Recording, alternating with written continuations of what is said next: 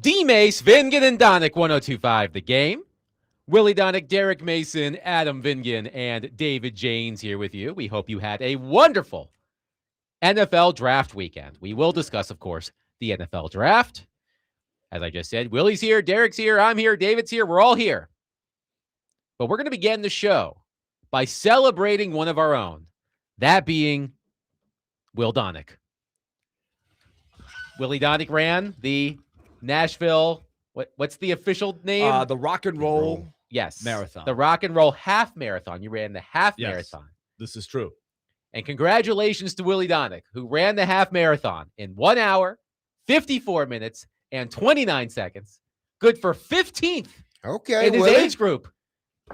Can I share your age group? Yeah. Men 55 through 59. Let's go, Willie. Some people are sensitive about their age. Double nickel. 15th for men 55 through 59. 1 hour, 54 minutes, 29 seconds. You go, Willie Donick. Congratulations. I knew that.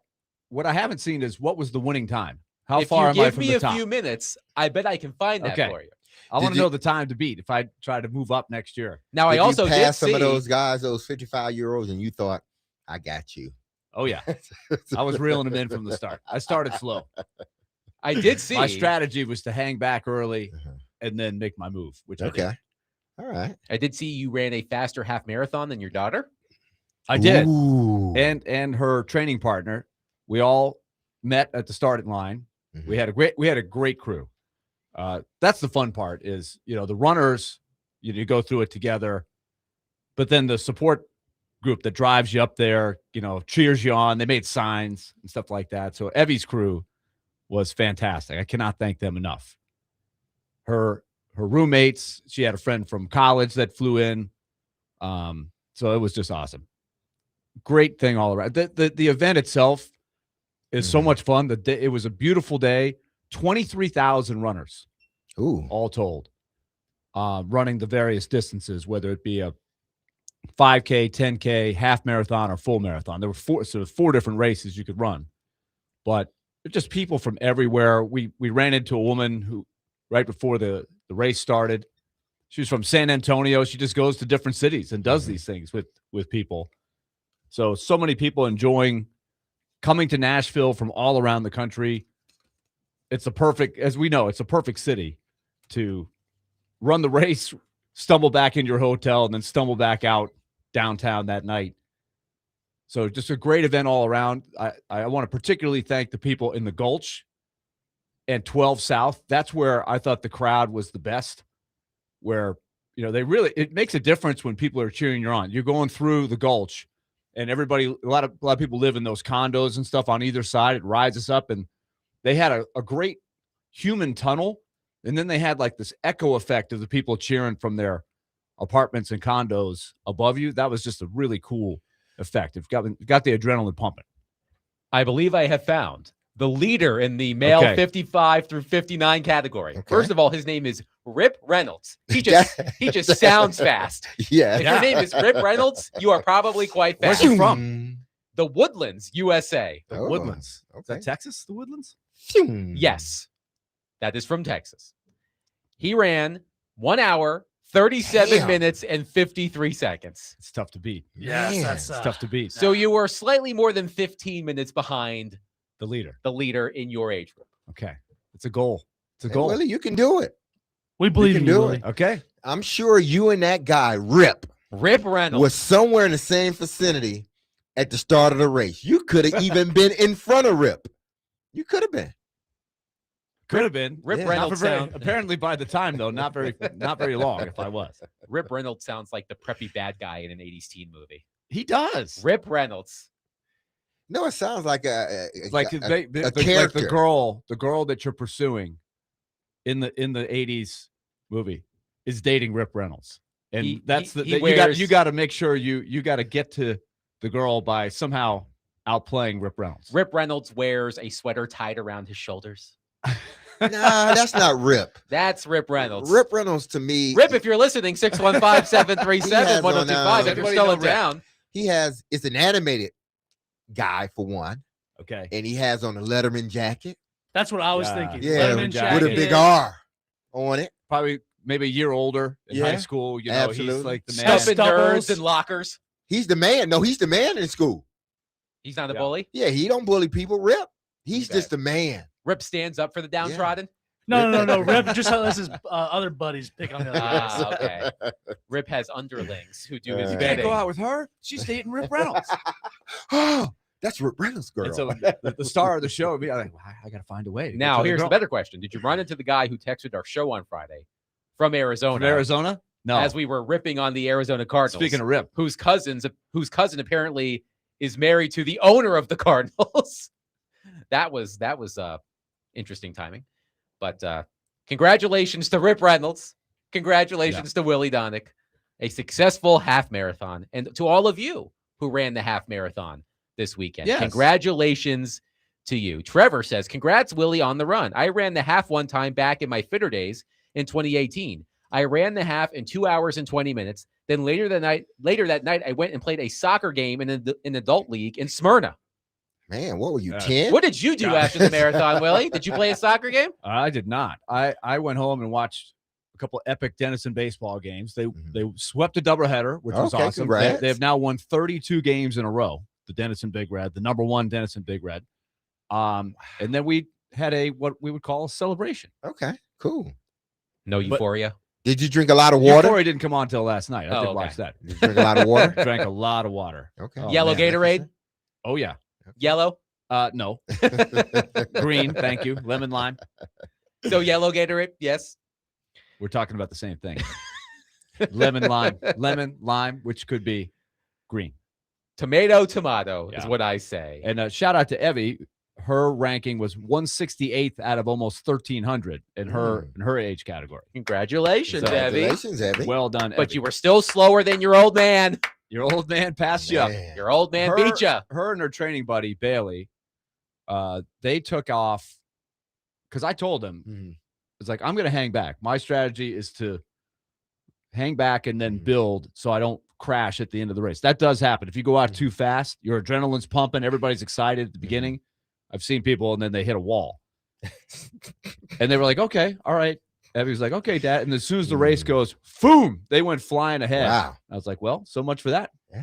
I'm not running with them. So did you find somebody to run with? Like, was there No, a you group just of kind of people? get in your own Okay. world. You get in your world. We had some friends that were cheering us on from place to place throughout the course, and then,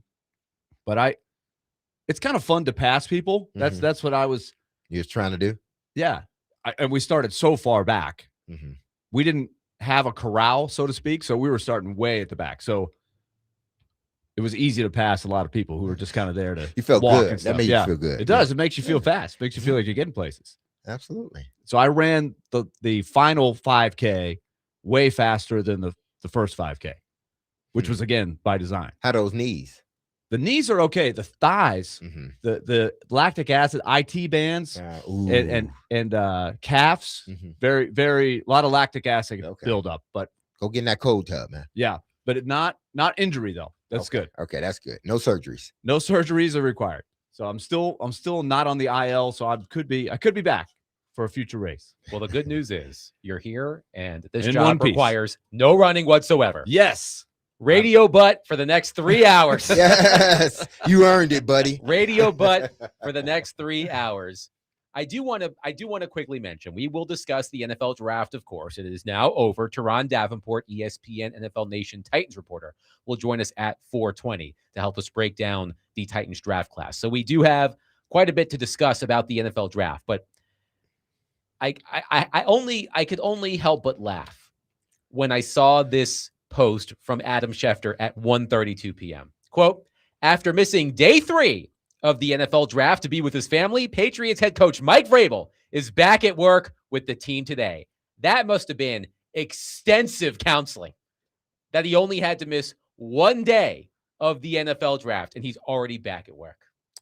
I mean, it's a miracle, everybody. An absolute, honest-to-God miracle. 1 day of counseling, and he's back.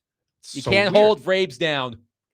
Don't you think that's weird? Yes. It's Very weird. It's clearly performative.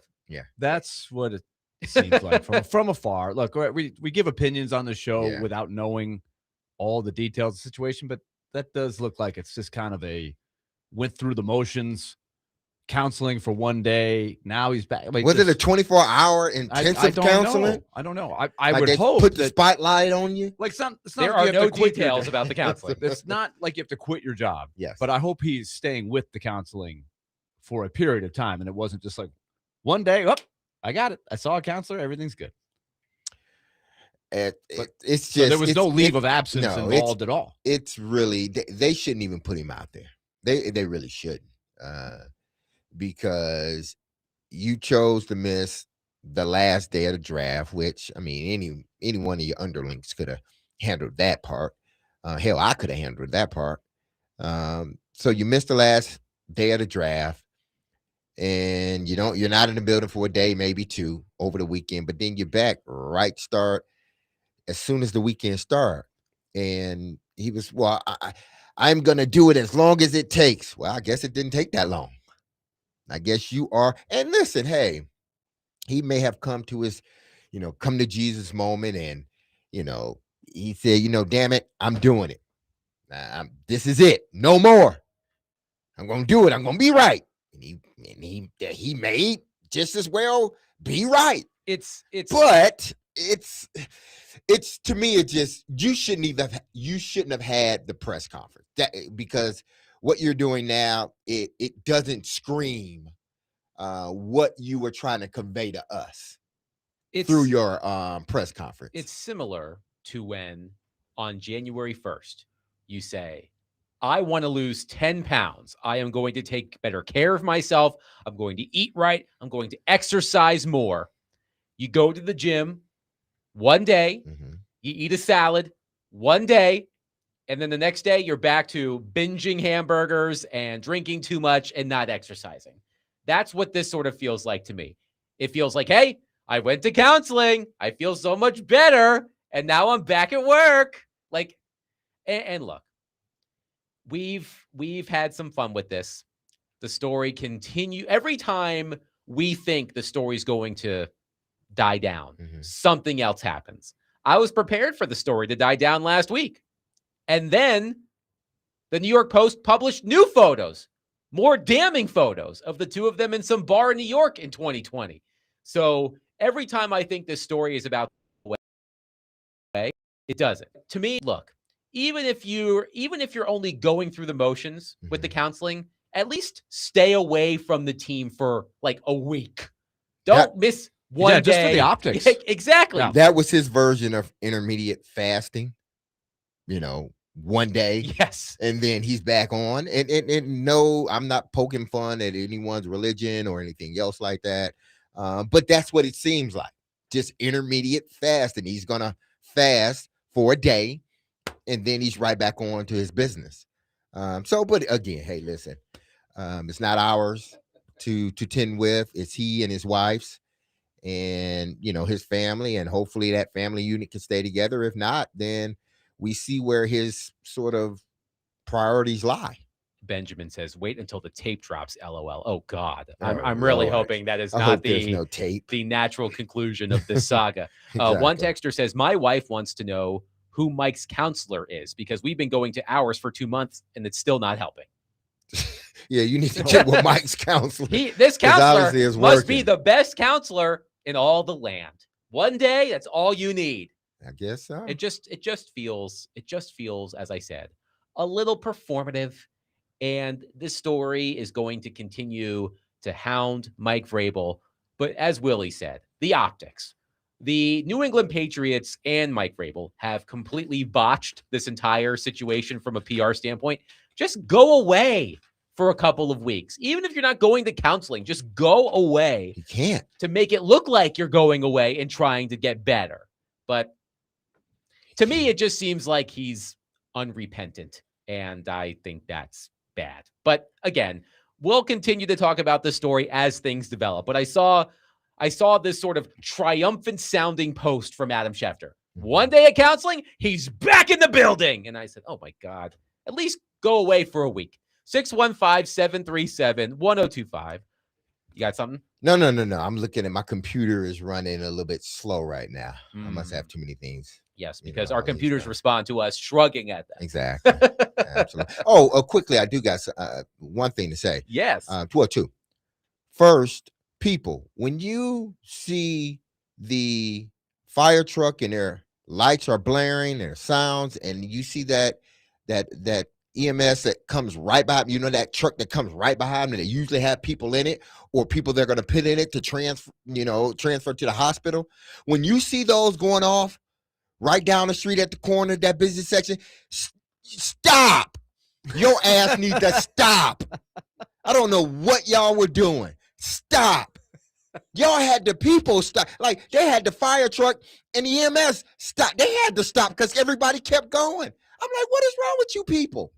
And then on a better note, I want to say Yes. congratulations to my good friend Waddell Wright. His son, William Wright, signed a free agent contract with the Denver Broncos. He didn't Very get drafted, nice. but shortly after, he signed a contract with the Denver Broncos. So congratulations to him and his family. Congratulations. Also, He's an Innsworth guy and a UT guy as well. Speaking of undrafted free agent signings, the Tennessee Titans had multiple UDFAs. My favorite, Brock Rechsteiner, wide receiver, Jax State, the son of wrestling legend Big Papa Pump Scott Steiner, the cousin of WWE superstar Braun Breaker. I'm rooting hard for Brock Rechsteiner to make the Tennessee Titans. I will buy, you guys heard it here first, I will buy a Rechsteiner jersey if he makes the team. That's a hell of a football name, though. What do you play, defensive back? He is a wide receiver. Wide receiver, man. Hey. He's my favorite UDFA of all time. There you go. Sorry, Xavier Restrepo. 615-737. Move over, Strep. 615-737. New man in the fan club. 1025. Speaking of wide receivers, coming up next, Carnell Tate, of course, the Titans' first-round draft pick, number 4 overall, last week. And there's been a lot of discussion about whether Carnell Tate is capable of being a number 1 wide receiver in the NFL. And I was surprised to hear a prominent NFL wide receiver express doubts about that. We will discuss that. I want Derek's reaction coming up next. 615-737-1025. It is a Reaction Monday. We are reacting to the NFL Draft, and Reaction Mondays are brought to you by Pella Windows and Doors of Nashville, Willie Donick, Derek Mason, Adam Vingan, 1025 The Game.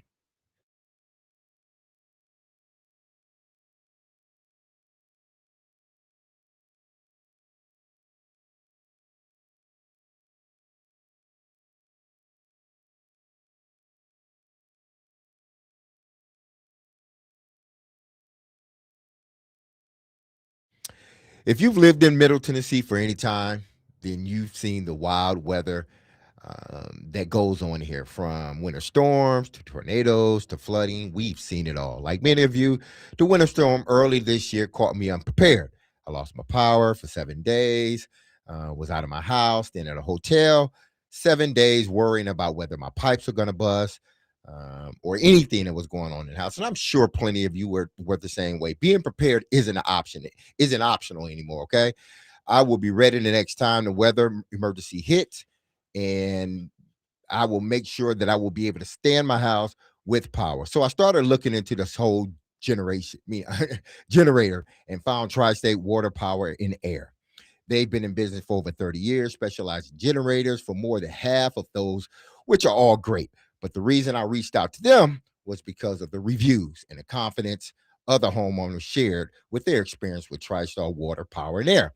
When TriStar came to my house, Nathan, who is the power specialist, he did a free on-site assessment, made sure the generator would fit in my home and my family's needs. The thing I appreciated most is they didn't just try to oversell me. They sold me conducive to my house, my needs, straight answers. Everything was turnkey. They handle everything from installation to long-term service.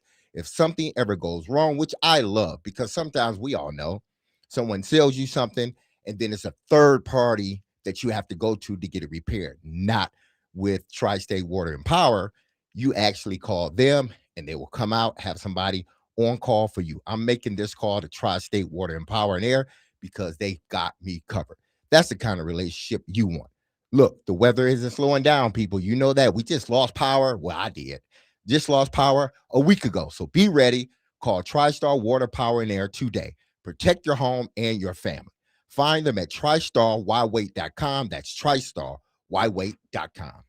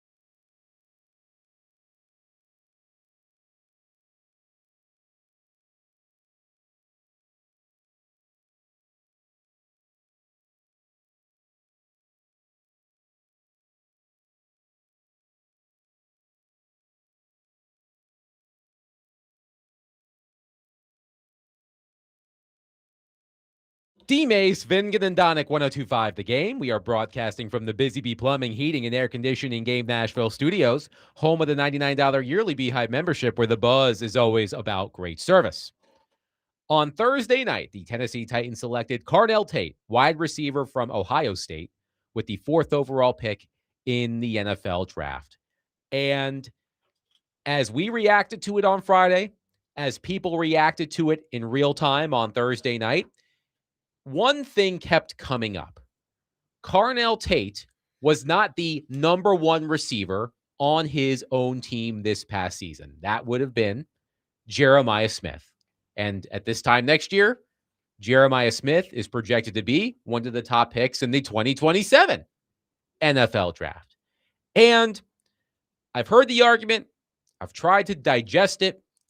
And a lot of people who have said it have been people like us, people who are paid to talk about it. I mean, Derek Mason knows a thing or two about the position. He played it for a very long time at a high level. But I was sort of surprised when Malik Nabers said something to that effect. So Malik Nabers, of course, the number 6 overall pick in the 2024 NFL draft from LSU, playing for the New York Giants.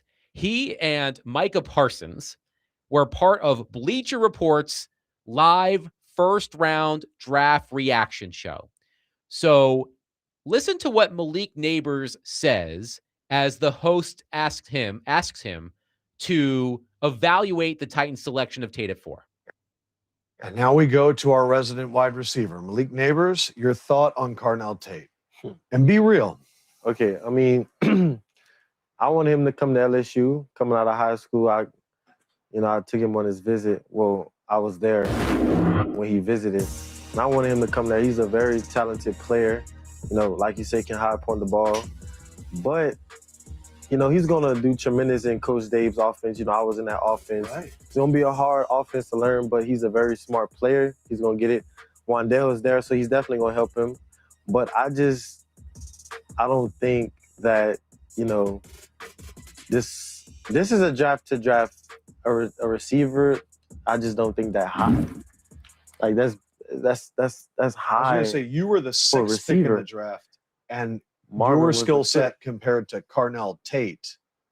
You were saying, do you see him as a number 1 in the NFL? No, I don't see him being a number 1. He hasn't been the number 1 on the team that he's been on. I mean, you have to be a number 1 on the team that you're coming from to be a number 1 receiver that the team that you're going to. Because they're going to trust you a lot to be the first person that they throw the ball to, the first person they count on to win the rep. You have to be that. You can't be the second. So that was Malik Nabers on the Titans' selection of Carnell Tate. Derek, I want you to react to that. Go anywhere you want with it. First, I think it was unfair for whoever the host of the show to press it like that, because again, I pay attention to words. Oh, be honest. It's like, what he thought he was going to, I mean, just let him, don't try to guide him to give some hot take. Just let him answer the question, So that's first. Second is, he hadn't been in this league a long time, Nabers. He hadn't been playing football for a long time. Let's put it that way. He had to understand, man, people grow and develop at different rates. Had he been on the team with Jeremiah Smith, he wouldn't have been the number 1 receiver. And Nabers is damn good. But everyone is not at the same space or place at the same time, developmental wise. This kid, his ceiling is high. Okay? Just because he wasn't the number 1 receiver. See, this is like, as you start to get older, you realize, like, man, number 1, number 2, if you ball, you ball. You may not have been number 1 in high school. You go to college, you develop, you turn into a number 1. So should I take that same and apply it to kids coming out of high school? Well, if you weren't the number 1 on your team, then you can never be a number 1 in college. Well, no, it does happen, just like it happens in the NFL, where guys go to places and maybe they're not the number 1. Or maybe their numbers are not as gaudy, but then they get to the NFL, they develop, they hone in on their skills, and bam, they become a number 1, a receiver or a number 1 guy, period. So just because he wasn't the number 1 guy on a team littered with 5-star guys. See, that's what he left out too. Yeah. You got a And bunch of he went 5-star to dudes LSU. over there. Exactly. He knows what it's like to be on a loaded team. Exactly. So if he was there with Chase and Jefferson, he wouldn't have been the number one. Because to say, I can say that same logic because I don't think Jefferson was the number one on LSU or vice versa. But both of those guys are number one in the NFL. I do have a point to bring up along those lines. In 2021, Ohio State had at receiver Jackson Smith-Njigba, Garrett Wilson, and Chris Olave. All three of them on the same team. Jackson Smith-Njigba led the Buckeyes with 95 receptions, followed by Wilson at 70 and Olave at 65. JSN stayed in school. Wilson and Olave came out in 2022. Wilson went 10th overall. Olave went 11th. Both of those players, I would argue, have developed into number one wide receivers in the NFL. Absolutely. So that's why I'm not going to pick on a young man too much. I just think, he's in a situation where he thinks he has to. That's why you tell a young guy, listen, you control the interview. You control whatever platform somebody wants to bring. You control it, not them. So he was put in a position where he felt he had to say something confrontational or something controversial or provocative. Yeah. He felt he had to say it. When in actuality, you just named out three guys that are now number ones on their respective NFL team. So I'm not going to buy into, especially in a situation like Ohio State, when you have probably the number one player in next year's draft outside of Manning. So you're telling me, Nabers, you would have been the number one on the team with Smith this season? No, you wouldn't have. Here's something else I thought about right after we cut that clip. Micah Parsons, who was sitting next to Malik Nabers in this situation, pushed back and mentioned Jackson Smith-Njigba. He said Smith-Njigba wasn't the number one receiver on his team at Ohio State. I'm not sure how accurate that is. But Malik Nabers, here's a point I do want your opinion on, Derek. So Malik Nabers said that when Jackson Smith-Njigba came into the NFL, he wasn't immediately Seattle's number one wide receiver. He was behind DK Metcalf. By targets, he was also behind Tyler Lockett that year.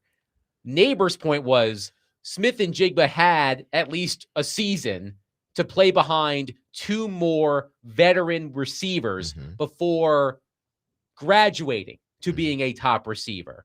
So my question is, do we trust Calvin Ridley to be that receiver for Carnell Tate? So perhaps Carnell Tate isn't immediately thrust into the number one position. And also, what do you think of that point by Nabers about Smith-Njigba not having to be number one on his team right when he got into the NFL? I mean, he just ended up going to a situation where they knew he was ultimately going to be the number one guy. That's why they drafted him 10th overall. But he didn't have to be the guy right away. It's not about what you have to be. It's what they see you as. Okay. And if you develop in that, and then he developed into a number one. They saw it very quickly now. It's not like, oh, he played third. No, they saw it. He held his own. So then they figured out, we don't need DK. We don't need Tyler Lockett because we got our number one guy right, and it's paid off. So just because you don't start, like, you don't come from a school where you're the number one guy, even though it would have been hard, being alongside Jeremiah Smith. But then you come to a team and they're drafting you this high because they believe you can be a number one. They may not need you to be a number one on day one. That's why it's important for Calvin Ridley to be 100% healthy coming into the season. Because I think when Calvin Ridley is healthy, he's good. He can hold his own. He can hold the ship until this young man develops more as a receiver. Because any one of these guys, man, listen, I thought Harrison was NFL ready right away, but he still has some learning curves in Arizona, and it showed his first year. So Ridley will be a guy that is going to make it a little bit easier for Carnell Tate, because if Ridley is doing what he's supposed to do, then Dabo don't feel that he has to rush or put more on Carnell's Tate plate than he needs, unless this kid comes out and just shows, hey, keep feeding me because I'm hungry and I can do it. I did not bat an eye when I heard Malik Nabers, because honestly, like you pointed out, Derek, it's tough to be in that position. He wants to make an impression. He wants to show everybody that he's good at analysis, but he's really young. He's a young player. He hasn't been in the league very long, as you pointed out, all of that. So it's not like he did a lot of talent evaluation. It is interesting that he does know Carnell Tate. Like that is cool that he could tell that story. But I'm not going to really worry too much about the evaluation, because on the surface, we've already hit on that. Here's one insight that I did hear that I thought was interesting. It's all theory. Mm-hmm. Young quarterback, young receiver who you hope will be your number one receiver. In the first year, I would expect that to go a little bit rocky, unless these guys are just off the charts, quick on the learning curve. I would think there's going to be some ups and downs if he is immediately in the number one hole. That's why I took note when you just pointed out, Adam, that Smith and Jigba had some other guy. Took a little bit before he really became their number one. But if you're and Geno Smith would have been his quarterback, right, when he first got to the league. Yeah. So you've got a veteran quarterback versus a second-year quarterback in Cam Ward. Bucky Brooks from the Daniel Jeremiah podcast, Moving the Chains, I think it's what it's called. He pointed that out as a potential struggle. But they like Carnell Tate. Everybody, the common thing you're going to hear from a lot of people is that I didn't expect him to go 4, but that's going to be immaterial down the road, where they went 4th, 7th, 8th. The Titans chose him, but now it's going to be about how quick can he get up to speed. So what do you think? Young quarterback, young receiver. Hold that Maybe we come back to that. Yeah, 615-737-1025. Your thoughts on Malik Nabers saying on draft night that he doesn't think Carnell Tate is a number one receiver in the NFL, at least not yet. 615-737-1025. We will take your reaction. We'll get Derek's answer to that. Plus, this will come as a shock to absolutely no one. But I crunched the numbers, and I have come up with what I think is a baseline statistically for what a successful rookie season for Carnell Tate would look like. 615-737-1025. Willie Donick, Derek Mason, Adam Vingan, 1025 The Game.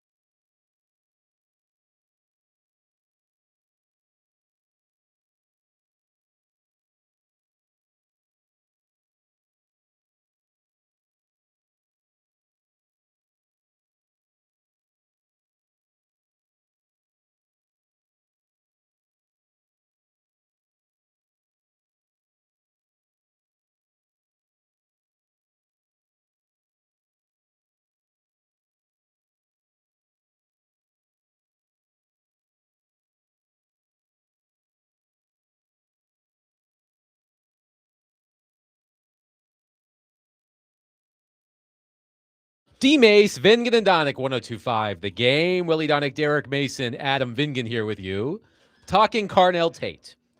And before the break, Willie, you brought up something you heard about a second-year quarterback, young quarterback Cam Ward, rookie wide receiver Carnell Tate working together, and the challenges that could present to the Titans as they learn each other over the course of the season. You wanted Derek's opinion. Well, on and that. also I think this will factor into Mhm. your number crunching of what the expectations should be, because I think a lot of people are going to have a vision, and we got into this some on Friday, of, well, what does he have to do to justify being the fourth pick, and what's a successful first year? That's going to be talked about all summer. He's going to be under the spotlight. But I'm going to temper my expectations because I envision Cam Ward came a long way. He went through the fire last year. I mean, it was survival mode for probably 10 of the 17 games, right? The 17th game, he got hurt. So 10 of the other 16, complete struggle, right? Just trying to get through the game. Not much is going right. Limited weapons around him. You see what I'm saying? He's going to start off next year in a much better spot, but he's still got tons to learn about the position. And Carnell Tate is there to, quote, support the young quarterback. Mhm. But is he going to be in a position in day one to support him? Derek, knowing all that he's going to have to learn in a new role where he hasn't been the number one receiver, there's going to be high expectations. I think that's going to be a challenge. So I'm tempering my early expectations because of that. Yeah, I think you have to. You have to allow this, but being in a position, that he was drafted brings sort of this expectation, and we all know it. And anything that number wise, stat wise, that doesn't look like a fourth overall pick, people are going to scrutinize him. People are going to say, "Well, look, I told you he wasn't a number one receiver." Not looking at the game in its totality, saying, "Okay, this he's developing. We see some good things, and he's going to continue to develop." This is not about his floor. This is not about where he's going to start. This is about where he's going to finish, where his ceiling is as a player. And they believe it's a elite number one wide receiver ceiling. And if he reaches that, then great. But just like any of these guys, they may not reach it. Just like Corey Davis. Was Corey Davis a number one? No, but he was a damn good number two had he stayed there and they kept those two guys paired. So maybe you didn't get the fifth overall, but you got a damn good receiver. I'm not saying that's going to be Carnell Tate. I think Carnell Tate's skills are a little bit more advanced than Corey's. I think him playing at a higher level, than Corey did as far as university and competition. I think he's just in a different space that Corey was in from a developmental standpoint. So he should come in here and do some things that wow us. AJ Brown was a number one receiver. Just because he was drafted in the second round, people didn't look at him as a number one receiver coming in. But he was a number one receiver, and he showed it as the season went on. Was it great? Did he have a great? No, but you saw the development, and you knew the next year was going to be even better. That's what I need to see from Carnell Tate. He's coming into a situation, unlike Ted McMillan, unlike Malik Nabers, unlike Marvin Harrison. There was no other number one when those guys went in. Ted McMillan was the number one when he came in. There was nobody else. Malik Nabers, there was nobody else. He was the number one. Marvin Harrison, there was nobody else, really. Trey McBride's there, but Marvin was the guy. Okay? So Carnell Tate's coming into a situation where there's different, where you have a good player, a really good player as your number one right now. His problem has been, one, he can't stay healthy. That's been the biggest problem. And yes, like all receivers, he's had his lapses. But when they've asked him to step up and he's done that for them. His thing is he's always ended up on the injury list more times than not. So my thing is all of this in Carnell, he can come out and he can just hit the ground running, and we ain't even talking about, whether he's a number one receiver or not. We see it. But in all of this, Ridley is he is the guy that is going to be critical in all of this, because if he plays the way that they think he can play, then they don't have to put as much on Carnell Tate. But if he doesn't, then the quarterback's going to continue to look at Carnell Tate. That's what he did with Alec last year. That's what he did with DK. Because why? Ridley wasn't in there. So he had to defer to those other guys. Now, if Ridley don't step up, he's going to have to defer to Carnell Tate. And that's something that I don't like. I want it to be a natural progression. Let's go to your phone, 615-737-1025. Let's start with Ryan on our phone line, driven by WilsonCountyHunted.com. Ryan, thank you for calling and waiting. Go ahead. How are you guys doing? Good, you? Doing well. I gotta disagree with Derek on not pressing the issue on challenging the first round pick of Carnell Tate. The Bible says question everything, so we should question and challenge the status quo, whether he's a first round draft pick or not. Like, if you don't question anything, then you're never going to know anything at all. So what are we not questioning? Or what are you questioning? Whether he can be a number one receiver or not? I think we question that about everybody. I'm not saying that, hey, listen, you can't question whether he's a number one, but to use that as, well, he wasn't a number one on his team as a disqualifier for him not being the number one on your team. I don't prescribe with that, because I've seen too much to know that that is not really how it happens. That's all. Well, was he the best receiver on his team or not? He wasn't. Who? You tell me who the best player on his team was. You tell me. No. If you don't know, why are you calling and telling me was he the best player? And you arguing about this, and you haven't even watched the guy, have you? If you have State play, no, Ryan. I would have never taken a receiver in the first round. Okay, I understand that, but you're saying he wasn't even the best receiver on his team. Have you watched him play? That's my question to you. I don't have to watch. Okay, yes, you do. If you're going to make a comment like that, that's all I'm saying, Ryan. If you're going to make a comment, look, question, like you said, and that don't even have to be in the Bible. You question a lot of things, okay? You just don't take it for face value, all right? That's not what I'm saying. But if you haven't watched this guy play at all, then how can you tell me something about something you haven't even watched when I've seen this guy? Now, if you watched him and you had some, hey, he doesn't do this or then we can have that conversation all day and we can go back and forth on it.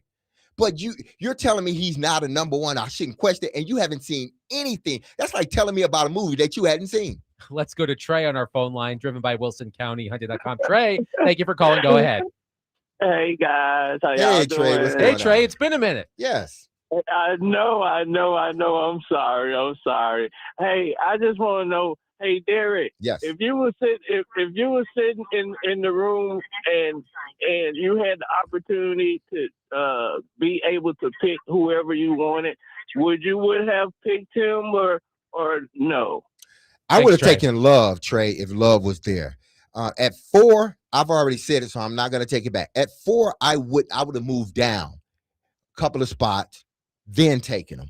But they took him at 4. I'm not going to sit here and say they were wrong, but if they could have moved back 2 spots to 6, then I think it would have been more palatable to people if they would have took him at 6 or 7 rather than 4, because Titan fans, it's just they have PTSD when you draft receivers that high, because they go back and they look at, whether it be Corey Davis, who's the most recent one, to some of these other wide receivers they've taken in a first round, and Titan fans, rightfully so, Titan fans are looking at it like, man, you taking a receiver that high?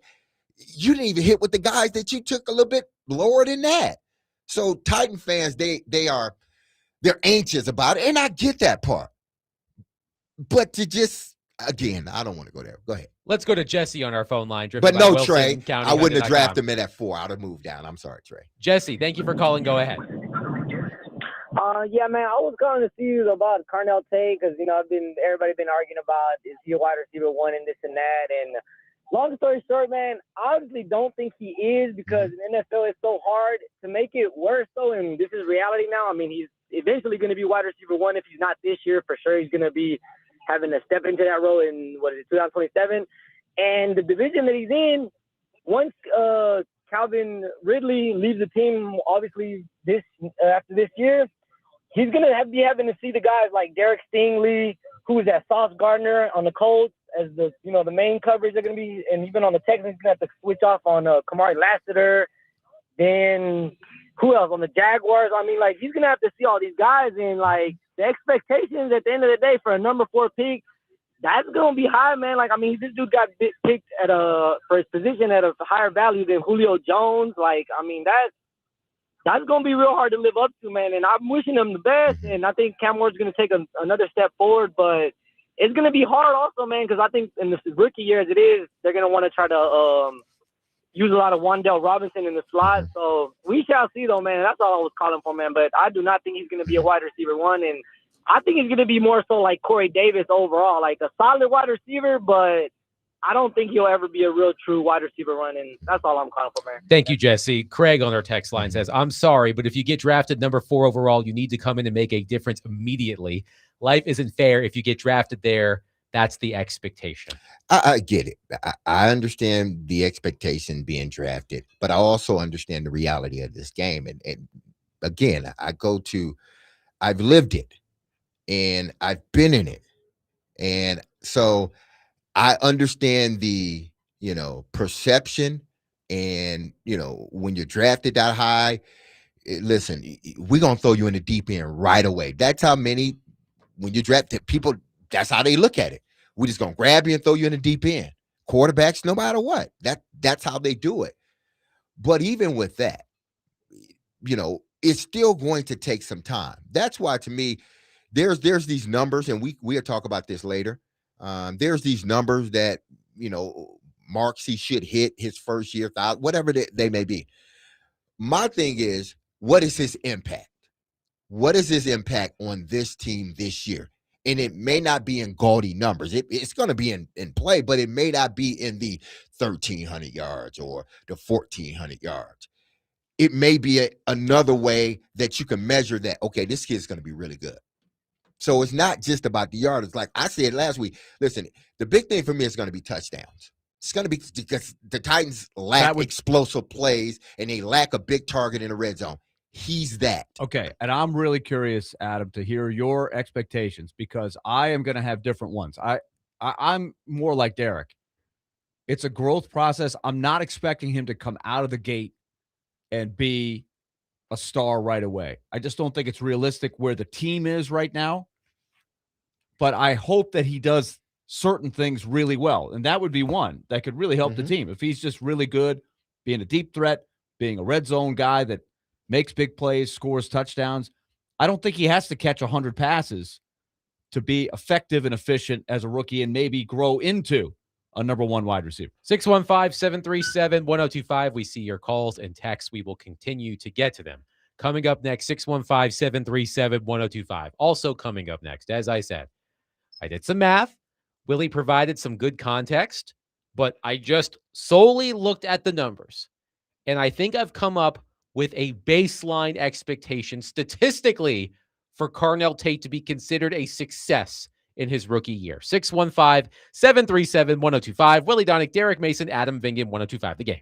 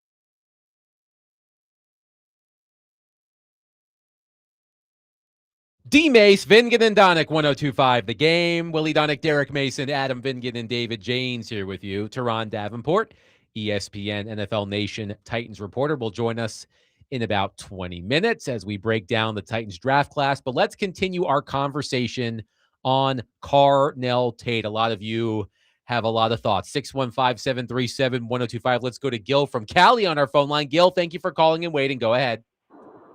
Hey, how's it going? Good, thank you. Yeah, I like the Carnell Tate deal because I just think that he fits into our offense. I think he'll stretch the field and then let Calvin Ridley and the other guy we got work underneath. But, I mean, we were going to pay all that money for Alex Pierce. He ain't the best receiver in the league, but he brings to his team he brings an element to his team. And I just think that's what we're going to get with Carnell Tate, and I think it'll work out. They'll bring him along, and he'll get to learn from Ridley, and we'll be all right. Thank you, Gil. One texter, Sam in Nashville, says a lot of non-ball knowers on Carnell Tate calling in. Dude has an elite skill set and route running skills, contested catch rate, etc. 7th best rating against man-to-man coverage in the last 5 years in college football. This player is a need for a team who was worst in the league in passing 15-plus yards downfield last year. He's an Ohio State receiver. His floor is very high. Of course, he wasn't number one receiver at Ohio State. Jeremiah Smith exists. So let's get to my number crunching here. I took this was a lot of fun. You know, I love to get nerdy on spreadsheets and stuff. Just specify. It's fun for you. Yes. I'm sorry. It's not fun for everybody. It's fun for me. Sometimes okay? It's fun for me. Not all the time, but it's sometimes. I had some fun. Every once in a while. So here's what I did. I looked at, well, it's a good thing I'm here and I find it fun and it helps all of you. Right. You do the math so we don't have to. That's like fair. it. That's fair. Okay. So here's what I did. I looked at top 10 drafted wide receivers in their rookie seasons since 2021. There were 10, and I said, hey, that's a good number, 10. Then I realized one of them was Travis Hunter. So I took Travis Hunter out of the mix. So there are 9. Here are the receivers who were drafted in the top 10 since 2021. Ted McMillan, Malik Nabers, Marvin Harrison, Rome Odunze, Garrett Wilson, Drake London, Jamar Chase, Jalen Waddle, and Devontae Smith.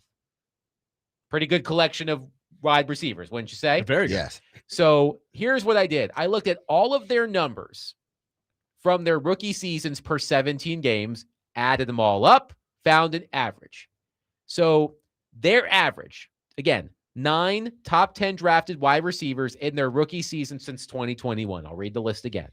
McMillan, Nabers, Harrison, Odunze, Wilson, London, Chase, Waddle, and Smith.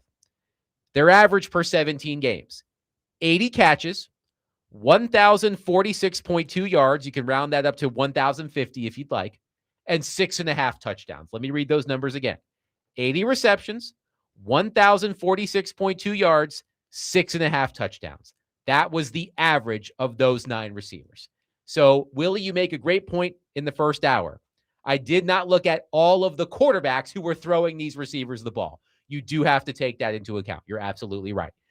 But if you're just looking solely at the statistical output, the average, 80 receptions, roughly 1,050 receiving yards, and we'll round up to 7 touchdowns. Is that doable for Malik Nabers? Not Malik Nabers, for Carnell Tate in year 1? I'm not sure that it will work. And the reason is because there are a lot of variables. This is what concerns me. Mm-hmm. First of all, you went out and you spent a pretty good amount of money on Wan'Dale Robinson. That's going to be a lot of, unless you're just using him as a decoy, which I don't think they will. He's experienced. He knows Daboll's offense. Mm-hmm. He's going to be an important part of the offense. That's going to be around 100 targets right there. Then there's all the other guys that were there last year. There's Ridley. There's the 2 guys that were rookies last year. We know that. There's Gunnar Helm. I think they want to run the ball. They seem to have the most success. Cam Ward had the most success when he was supported by a good running game. So I don't think they're going to flip it around 40, 50 times a game.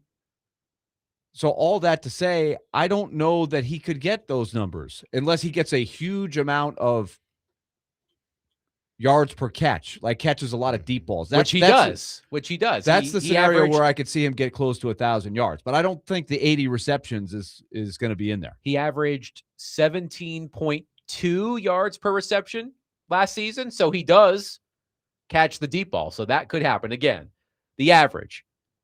Top 10 drafted wide receivers in their rookie seasons since 2021. 9 receivers. McMillan, Nabers, Harrison, Odunze, Wilson, London, Chase, Waddle, Smith. Per 17 games average, 80 receptions. We'll round up to 1,050 yards. We'll round up to 7 touchdowns. Well, like, for example, let's look at them individually. Tet McMillan last season in Carolina. 70 receptions for 1,014 yards and 7 touchdowns. Marvin Harrison in his rookie season, 62 receptions, 885 yards, 8 touchdowns. Rome Odunze, 54 receptions, 734 yards, 3 touchdowns. That, I think, would be a disappointment. But I think that is much more realistic. Like, I'm looking at Harrison. For the first year. I'm looking at Harrison, Derek, in his rookie season. Fellow Buckeye, Marvin Harrison. 62 receptions, 885 yards, 8 touchdowns. Would Titans fans take that exact stat line for Carnell Tate? And I believe they were drafted both number 4 overall, if I'm not mistaken. Would Titans fans take that exact stat line for Carnell Tate and call it a successful rookie year? Would Titans fans do it? Probably not. They would probably look at it as, oh, we could have got that guy later on in the draft. Do you mean in the first round? I mean, not later on in the draft. But there are some that may say, well, we could have got him in the second round. But again, they're not looking at, the totality of it. They're not looking at, a young quarterback still developing. You have other guys, how is Dabo going to run this offense to start off? You brought up a good point. Them bringing in Wan'Dale Robinson. They didn't just bring him in just to be a guy. He's going to be featured in this offense at least early on. Why? Because he's the one guy that knows this offense in and out. And the best throw is the shortest throw. This guy gets open very quickly in short spaces, which gives Cam an opportunity to release the ball very early. Okay, so he doesn't have to deal with offensive line problems if indeed the Titans have those type of problems this year. But so you got to look at that. How does Wan'Dale Robinson fit in this? You understand, he has a sort of, he's probably 10 yards in front of everybody. Why? Because he's coming from an offense that he knew. He knew this offense. So now he's coming into it. So he's going to be ahead of everybody. So eventually it's all going to work out. Tate's going to be the number 1. I think that this is one thing that I understood, especially watching Ohio State over the last 2 years. People watched Ohio State because of Jeremiah Smith. They zeroed in on Jeremiah Smith. But you know who just kept popping out the screen for me? Carnell Tate.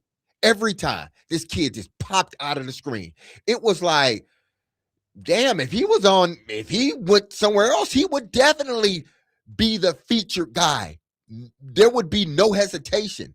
Why? Because that's what I want to see. If I go see this 5-star guy, and mind you, Carnell Tate is a 4 or 5-star guy, but this guy popped out just as much as the 5-star that everybody's raving over. Again, he's not Jeremiah Smith, but when I damn watch that film, it's like I can't see a difference because both of these guys are making plays that I never could make. I also look at, he's 21. He's going to be a young rookie. 21 the whole season, mind you. Yes, he's a young 21. He'll be 21 the whole season before he turns 22.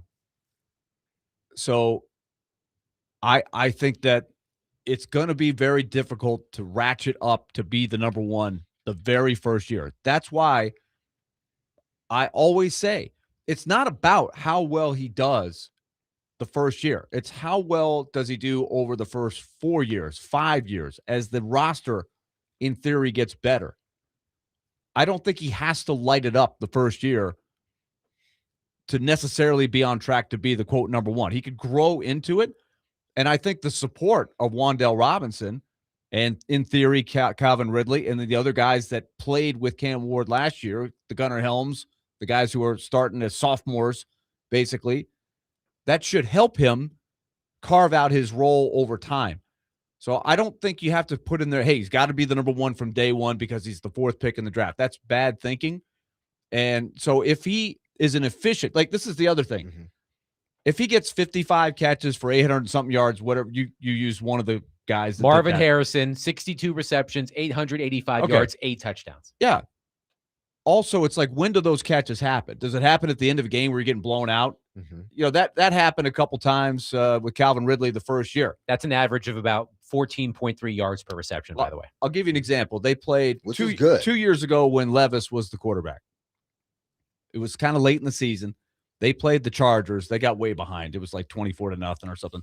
And I think Calvin Ridley ended up with 2 touchdowns at the end of the game. His numbers looked good. And we were like, hey, Will Levis' numbers looked all right there. But in the context of the game, it really wasn't that big of a deal because it came when the game was already over. So it's when you make the catches is a big part of it too. I could see if he had 500 yards, but the team was making big progress and he made key catches at key times. This is what I thought Corey Davis eventually ended up being. He wasn't a superstar, but Corey Davis on that team that went to the AFC title game and then the following year, he made key catches at key times and was a great balance with A.J. Brown and with Derrick Henry. He was part of a very efficient offense.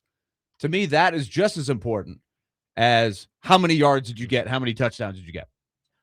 Totally. I totally understand that. But oh yeah, a lot of that's people why I'm trying to put it out there are now. going to base it on the numbers. Yeah. Yeah. By the way, but what if Wan'Dale Robinson catches 100 passes and has 1,200 yards? There's not going to be another 1,000-yard receiver on the team. If he's doing that well, or if they're running the ball well, or if Calvin Ridley has a resurgence, there's all kinds of things that can affect those numbers. One texter says, matching Ted McMillan output would be a win. McMillan last season, 70 receptions, 1,014 yards, 7 touchdowns. By the way, there are some outliers on here. Jamar Chase in his rookie season, 81 receptions, 1,455 yards, 13 touchdowns. Yeah. Absolutely insane by Jamar Chase. But again, the average of per 17 games of McMillan, Nabers, Harrison, Odunze, Wilson, London, Chase, Waddle, and Smith, top 10 drafted wide receivers in their rookie season since 2021. Their averages, 80 receptions, 1,046.2 yards, 6.5 touchdowns. Also something I find interesting. Something else that Carnell Tate is going to be judged against. 3 of the past 5 offensive rookie of the years have been wide receivers. McMillan, Wilson, and Chase. At the moment, DraftKings Sportsbook, offensive rookie of the year odds, Jeremiah Love is the favorite, plus 200, followed by Fernando Mendoza at plus 400, Tate and Jordan Tyson tied at plus 500. But 3 of the past 5 offensive rookie of the year winners in the NFL have been wide receivers. And I get it. There's this precedent that is being set. You know, you come in and you know, as a wide receiver, and if you go to the right spot, you drafted high, you got to come in and produce. And you know, not to say that every receiver that comes in drafted high needs to be offensive player of the year, you know, but it looks nice to the fans if you indeed have the offensive player of the year that you drafted 4th overall. All of these guys that we named off, they're all in different situations. Like Ted, there was he got target. One, he's playing with a quarterback that's still developing. Bryce Young. That whole team is sort of developing. They got themselves in the playoffs, which is a good thing. They're headed down the right track. But that whole team sort of was developing together. He had 122 targets. You know what the next closest guy target-wise was? I'm going to guess. Somewhere in the 60s? Yeah. What is it? Yeah. 64. Okay. Who was then that? The next, that was Xavier Legette, the wide receiver. And he's young too. Yes, he is. Then the next guy after that was Rico Dow, the running back, with 50. So he benefited from not having other guys around him that can sort of help him sort of usher into that number 1 wide receiver role. He didn't have nobody else, so he had to be the guy. And even being the guy, his numbers are good. But if you drafted him at number 4, I'm not sure, based on what people seen Chase and these other Nabers do, they would look at that and say, oh, he needs more, which I think, based upon the situation he was in, this was really good for a first-round pick with nobody else around him, basically, at the wide receiver position. Tate comes in a different situation. he has other guys that have been in this league that have produced. And my hope for him is this. One is that the Titans are winning, first and foremost, because I think regardless of how many numbers he's put up, it's about winning a ball game. So hopefully the Titans are winning. And if the Titans are winning, then that means they're not relying so heavy on Tate that, that the other guys are sort of being left out. When you're winning at a high clip, that means everybody's involved. One texter, Jason, wants to know what Malik Nabers' numbers were. I don't think he appeared in every game in his rookie year. Per 17 games, Malik Nabers, 123.5 receptions, 1,364.5 yards, and 7.9 touchdowns. So there was Malik Nabers. But Malik Nabers, they haven't won a lot of games. Nope. One texter says, I'm not too concerned with the quantity of catches by Tate, but the quality of catches. Right. If the quarterback Yes. can rely on him on third downs and in the red zone, that's what I'm going to look at. And one texter says Tate has a better quarterback in Cam Ward versus Bryce Young in Carolina with Ted McMillan. 615-73.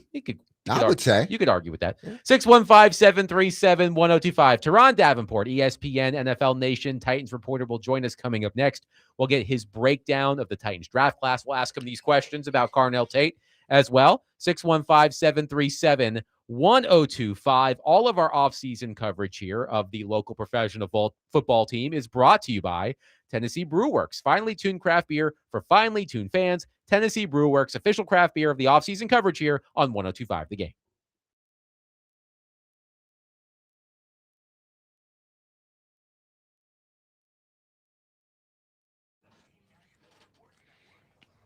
Hey, if you've lived in Middle Tennessee for any time, then you've seen how wild our weather can be, from winter storms, tornadoes to flooding. Listen, we've seen it all. Like many of you, the winter storm earlier this year caught many of us unprepared, including me. I lost power for 7 days. That's 7 days without power, 7 days without being in my house, staying in a hotel, 7 days of just worrying about whether my pipes were going to burst, having to go to my house every day to check on it. Being prepared isn't optional anymore, okay? I will be ready the next time a weather emergency happens, and I want you to be ready too. I started looking around for a whole house generator and found TriStar Water, Power, and Air. They've been in business for 30 years, specializing in generators for more than half of those, which to me is all great. But the reason I reached out to them was because of the reviews and the confidence other homeowners shared about their experience with TriStar Water, Power, and Air. When TriStar came to the house, Nathan, who is the power specialist, he did a free on-site assessment and made sure the generator fit my home and my family's needs. The things I appreciated the most is that they didn't try to oversell me, okay? They sold me exactly what I needed for my home. Just straight answers, turnkey, and they handle everything. We've all been in a situation where we get an appliance or get something and we call the people that installed it and they say, well, we got to find somebody else to come out and fix it. Well, with TriStar Water, Power, and Air, the guys that are going to fix it are the guys that are in-house. So I'm making a call, and I've already made the call to TriStar Water, Power, and Air because they got me covered, okay? That's the kind of relationship I want, and that's the kind of relationship I know you want. Looks, the weather isn't slowing down. It's not. Again, I just ran out of power last week. Didn't have no power last week, and I was like, but they are coming to install my generator pretty soon here. So, like everybody else, I will not be caught without, air or anything when it comes to, the power going out and stuff like that. So, find TriStar. You can go online, which is findmytristar.com. Again, that's findmytristar.com.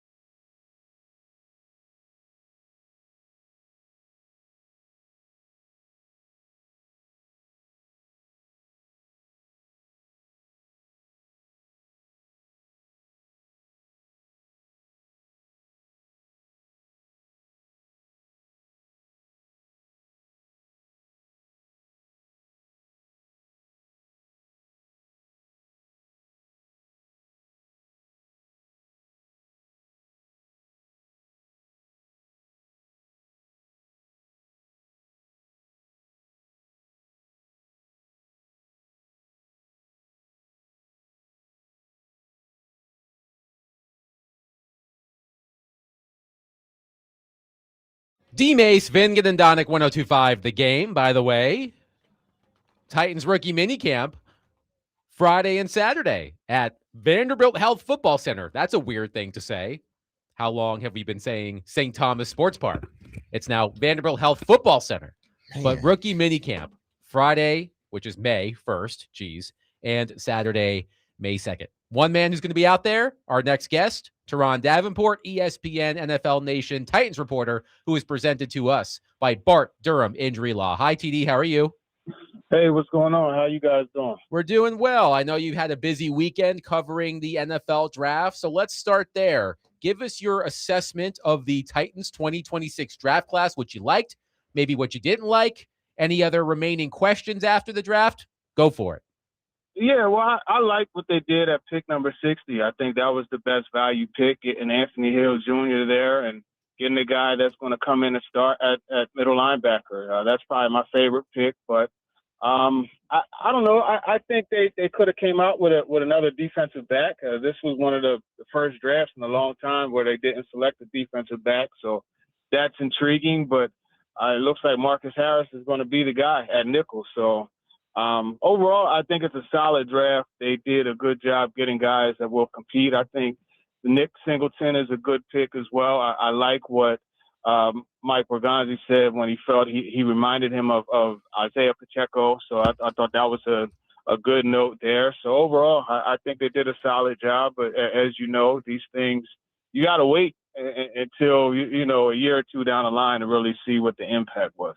That's why, Terron, I always get a chuckle when people grade draft classes the day after the draft, because it's a fool's errand, I think, to project what a draft class is going to be immediately after it comes together. But at the top of that draft class, of course, number 4 overall, wide receiver Carnell Tate from Ohio State. We've been spending the first half of the show discussing expectations for Carnell Tate. We've talked about statistical expectations. We played a clip from Malik Nabers. He said on the Thursday of the draft that he wasn't sure Carnell Tate is a wide receiver number 1 in the NFL.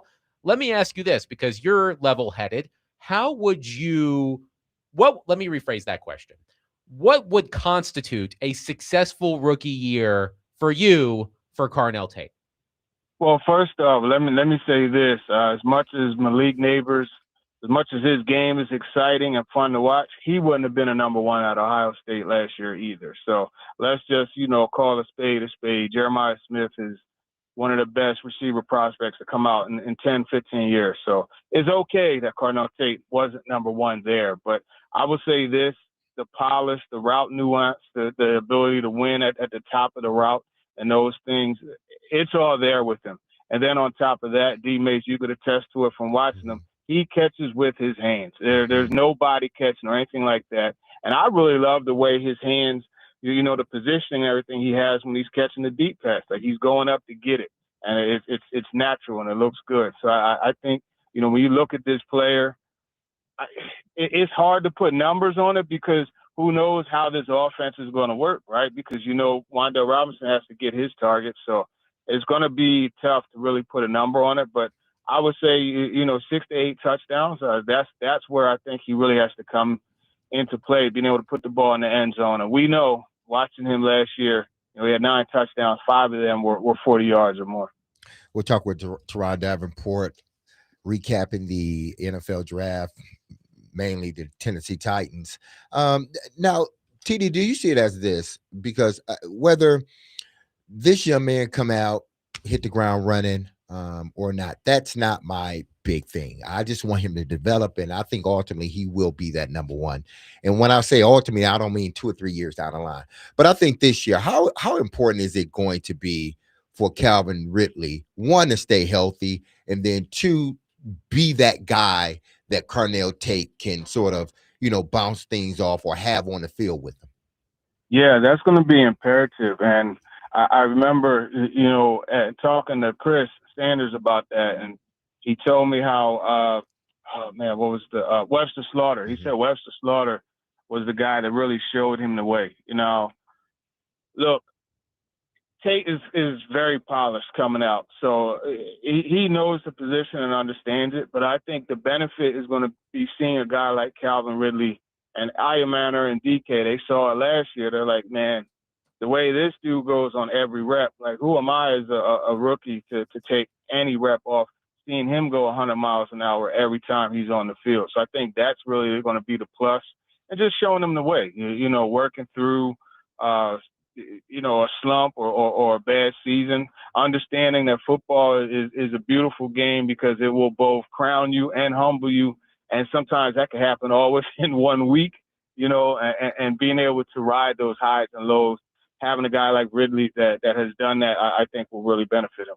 Now, I'm sure there were plenty Titans fans that were, as the draft went on, especially as you starting to get to the second and third and fourth round, they were wondering, like, man, when are the Titans going to draft an offensive lineman? Because that's been the trouble for the Titans the last 2-3 years, is not having a solidified offensive lineman, line in this league. But then they go out in the fifth round, they draft Fernando Carmona out of Arkansas, then they go get Pat Coogan out of Indiana. How do you see these guys? Do you see them as day one starters, or do you think these guys are going to have to develop and then ultimately become starters in this league?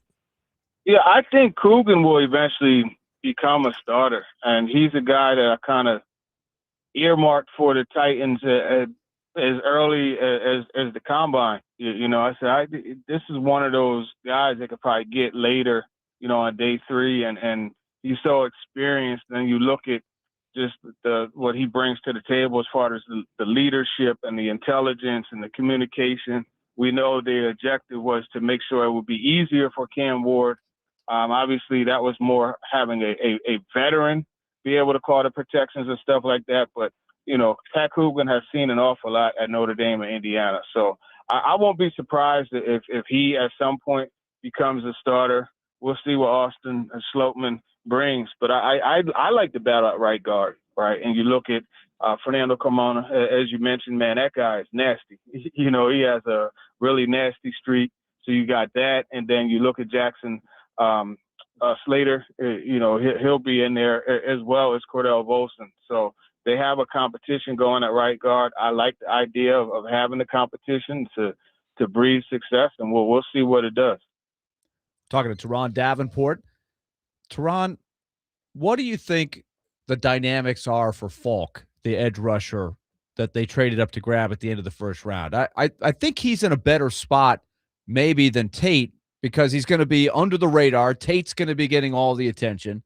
There's better support along the line with the pieces they made. I feel like maybe he's in a position to maybe grow into it. But tell me where you think he fits. Yeah, it's always sweeter when you're the second of the 2 first-round picks, right? So, like you said, he'll be able to kind of bask in all the sunlight going to Tate. But I think when you look at Falk, it's the length, man, and they're really banking on him being a guy that's going to capitalize on the coaching, and that's going to be a major thing. He said that he and Aaron Whitecotton, like they a nice bond during the whole process. So it's going to come down to coaching, man, and just him finding a way to have that pad level lower. He's going to have to find a way to get to the quarterback and finish, as opposed to being around him and bothering him that way. You gotta seal the deal. So it's he may end up starting right opposite Jermaine Johnson, with Femi being a rotational guy, but we know they're all going to play a whole bunch. The versatility's there too. His ability to bump inside and use his quickness and length. It's a different approach than what you typically have there. On the interior D line, and Robert Saleh mentioned as such. That's something that he feels is going to give him an advantage. I was going to ask about the lack of production. So you think that's it? Because I've read that about the scouting report on Falk, that he looks like he's on the verge of big plays, but his production was down. I think he only had 2 sacks last year. So there's pressures without the result of the sack. So how do you factor that in there? How do you think the Titans did when they evaluated him? Yeah, again, 30 pressures, 2 sacks, like you mentioned, and that's too many contracts left unsigned. You know what I mean? Too many meals left unfinished, and you got to be able to seal that. And I think really it comes down to they believe that they could coach him up into it. And I asked him about that specifically, and because I'm like, yo, your pad level is good when you're going against the run. Like you do that well. You don't get high, but then it gets high against the pass. And he talked about firing out of the 3-point stance and just how that whole process is. When you're playing the run, you just naturally stay lower, but it's something that he's going to have to do. And this is where your Aaron Whitecottons, your Robert Salas, this is where they show whether or not they're worth their weight as far as positional coaches are concerned, because the guy's got talent. He's got length.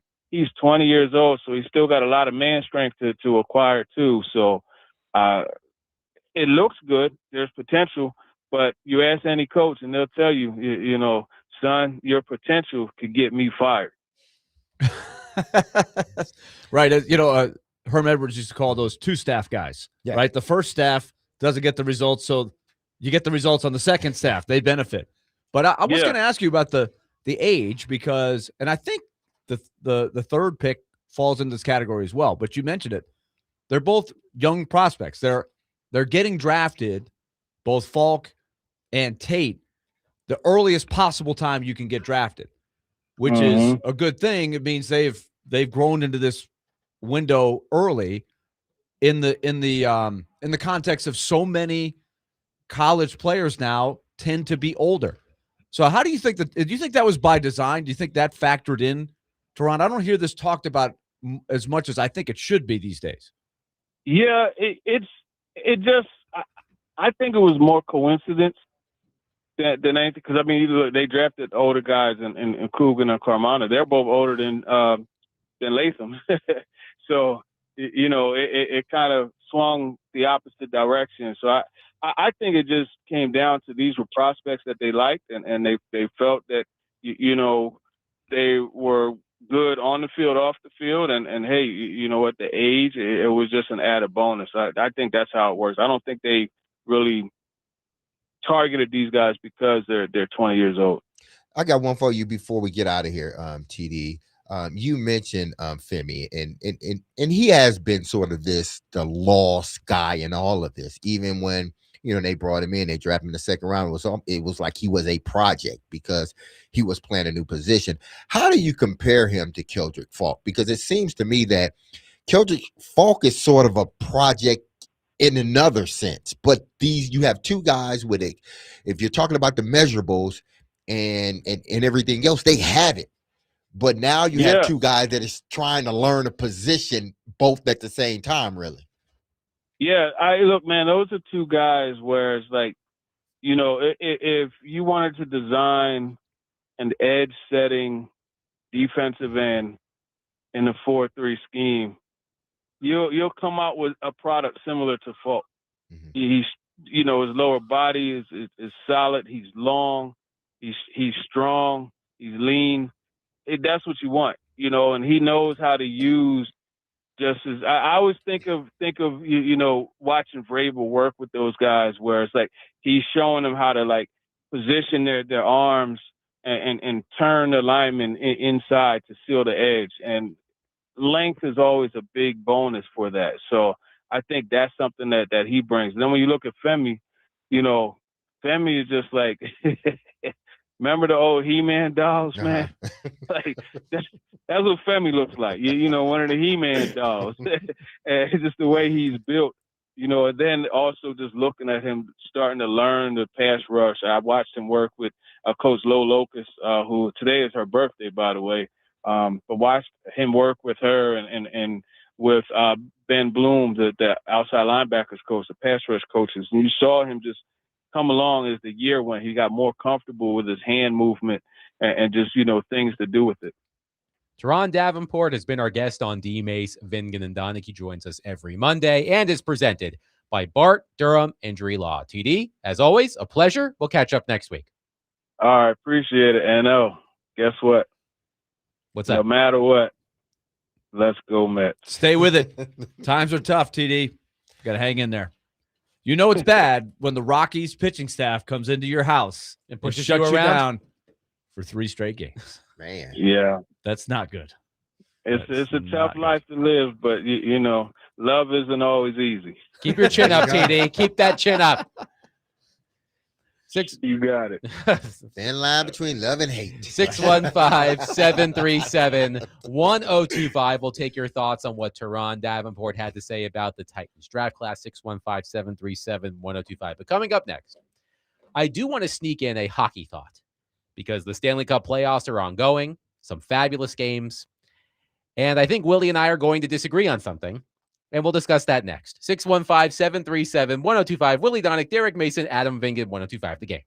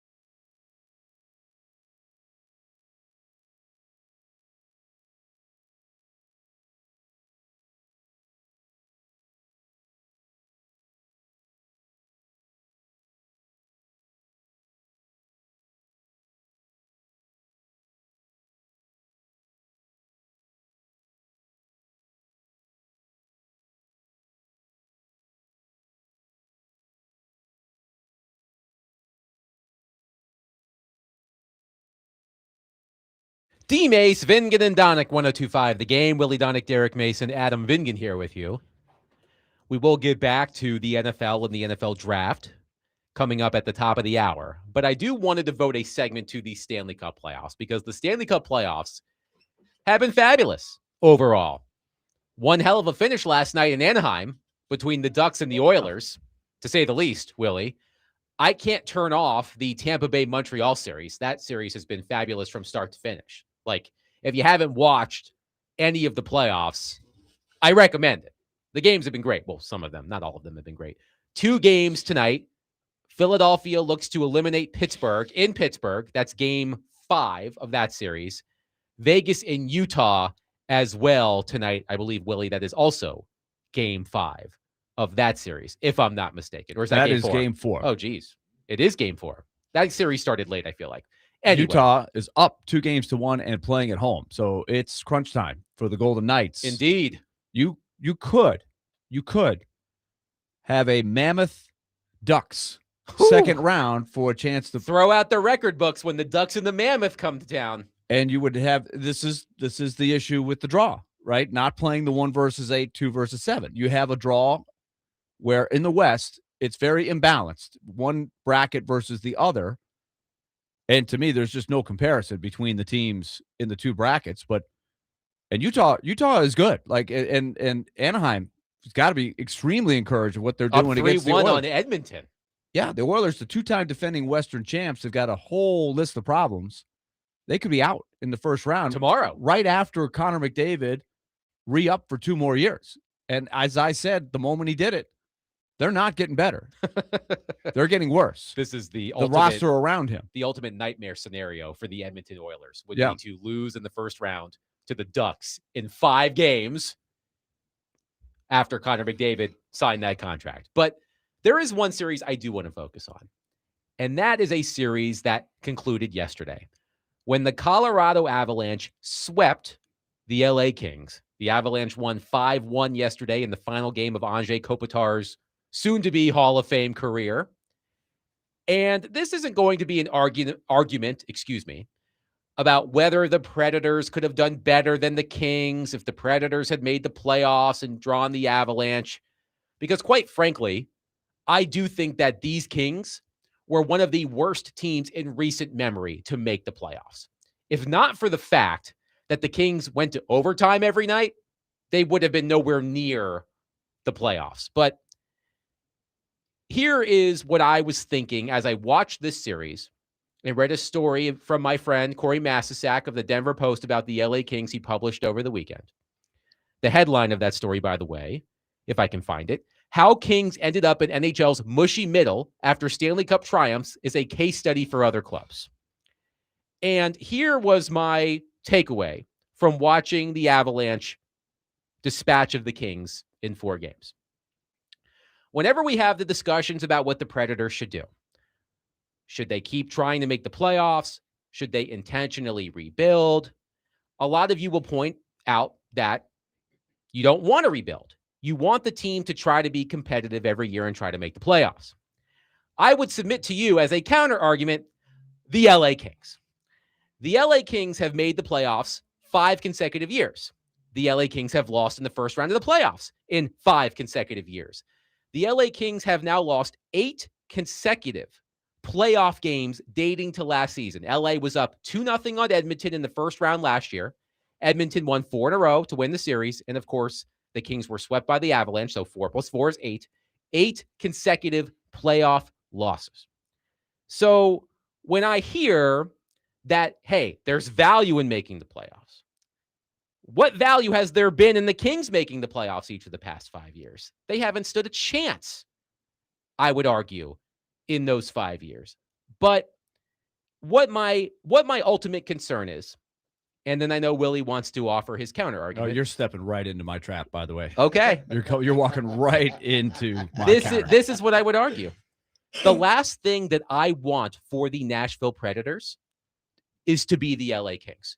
I do not want the Predators to make the playoffs 5 years in a row with little to no shot of actually winning a series, let alone a championship.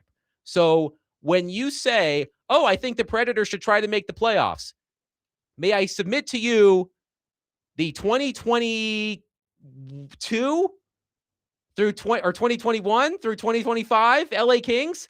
I don't see the value in being first round fodder for one of the top teams in the Western Conference.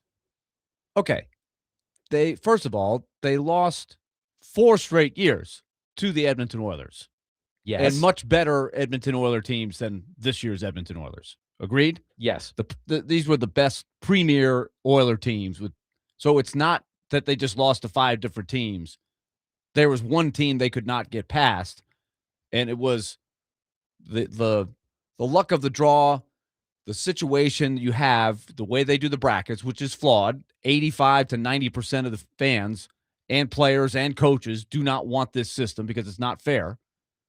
It leads you this way. So I would argue they were good enough to win some rounds, and they were right in some of those series. It's not like they didn't, but they are at a crossroads now.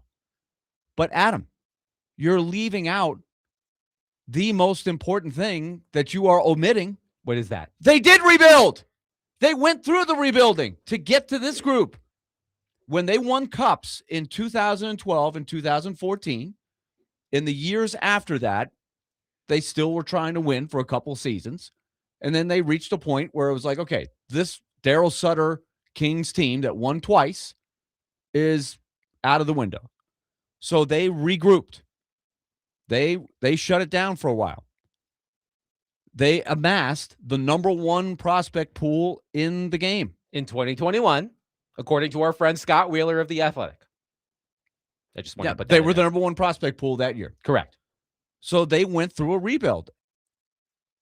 And so they missed the playoffs for 3 straight years and 4 years out of 5. And it took a while to build that team back up. So they went through the very process that you've been saying that the Predators should be doing. And now they need to do it again. So now you think they should do it again? Yes. Well, they may not have a choice at some point. But this is my argument. It has been my argument all along. You can do that, but it doesn't guarantee you that you're going to win playoff series just by deciding you're going to rebuild for a few years. They appeared to go through all of the steps, and they did it relatively quick. But the prospect pool is a tough thing. They did have some high first-round picks that didn't pan out. And the one crown jewel, Quentin Byfield, still could have the light go on. Would you agree? Like, he still could turn out to be a very special player, but he was the 2nd pick in the draft. He's turning into a very good player, but not a great player. Would you agree? Yes. So it just shows you he is that a young player. His career high in points is 55. He's been in the league now for parts of 6 years. But he's still only, 23, 24 years old? He is 23. He'll 23? be 24 at the start of next season. Okay, so he's still young, and they've invested in him. They're hoping for another level. But the more time that goes by, it looks like he's, like I said, a very good player, but not the crown jewel that you're hoping for with the 2nd overall pick. So my point is this, that all of these things are case studies. And it's another one in the bucket to me of rebuilding doesn't always work. That is Just true. because you rebuild doesn't mean you're going to have this star-studded lineup 5 years later. And this is a great example. That all of those guys they had in the number 1 prospect pool, you read the names, and now, in retrospect, you're like, these guys were the number 1 prospect pool, but they were so excited about it. They took their time. They took 3 years to compile it. But some of the other moves that they made since then haven't worked super well. Yes, the Kings, to the Predators' credit, the Kings made some mistakes. Trading for Pierre-Luc Dubois, big mistake. In retrospect, yeah. That cost them Gabe Vilardi. Kevin Fiala has been a good player for the Kings, but to acquire him, they had to give up Brock Faber, who I think is going to win multiple Norris trophies for the Minnesota Wild. Multiple Norris trophies? Yes. I don't know if he's that good, but he's really good. He's pretty damn good for his really age. good. But my point is the Predators... But Brock Faber, at the time they traded, he was a college player. He was, I think, a 2nd-round pick. He was not a high first-round pick. They traded for Kevin Fiala, It was a brilliant move by the Wild in retrospect, but Brock Faber was a prospect, and they also got a first-round pick, I think, for Fiala. And Kevin Fiala is another one of those guys that is a guy that you can't live with him, you can't live without him, right? Which is why the Predators traded Fiala for Mikhail Granlund, right? Kevin Fiala is going to get his points. He's going to have his big moments, but he stops short of being the great winning player, the great money player. And Faber has turned out to be a very special player, but I don't know if the Kings knew what they were giving up at that point. I don't know if anybody could have known how good Brock Faber was going to be when he was playing for, University of Minnesota or where he went to school? That sounds right. Here's something else I want to point out, and your points are well taken. Here's something else. But you admit, the Kings did rebuild after the 2014 season. Eventually, they got to the point. They did undergo a rebuild. Yes, they did undergo a rebuild. So they did what you are saying that they should do, and it didn't work, and they need to do it again. Right, but this is life. Sometimes things don't work. Hold on. They did all the steps that you say that teams should do. I know not every case is perfect. Even I acknowledge that. But here's something else. So they sacrificed years and still didn't see the fruit. Yes, and now that's the biggest risk to me of doing a rebuild. You're going to have bad years, mm-hmm. and there's no guarantee that you're going to automatically see these great playoff success stories having gone through it. Here's how quickly, and then we'll get to your phone, 615-737-1025. Here is something else that stands out to me. As you mentioned, Scott Wheeler, friend of the show. Earlier this month, the months run together at this point, said that the Predators have the 5th ranked prospect pool in the NHL in 2026. As you mentioned, in 2021, Wheeler said the LA Kings had the number 1 ranked prospect pool. This, to me, is an argument that quality, to me, is more important than quantity. So we don't know how the Predators prospect pool is going to work out, but I remember when we had Wheeler on the show, you asked him the question, and Wheeler mentioned, hey, with this group of prospects, you're going to have a high floor, but it's still missing that one player who can put them over the top. So to me, when I look at the Kings prospect pool in 2021, now that we have 5 years of hindsight, to me, it looks like a deep pool that was missing that guy.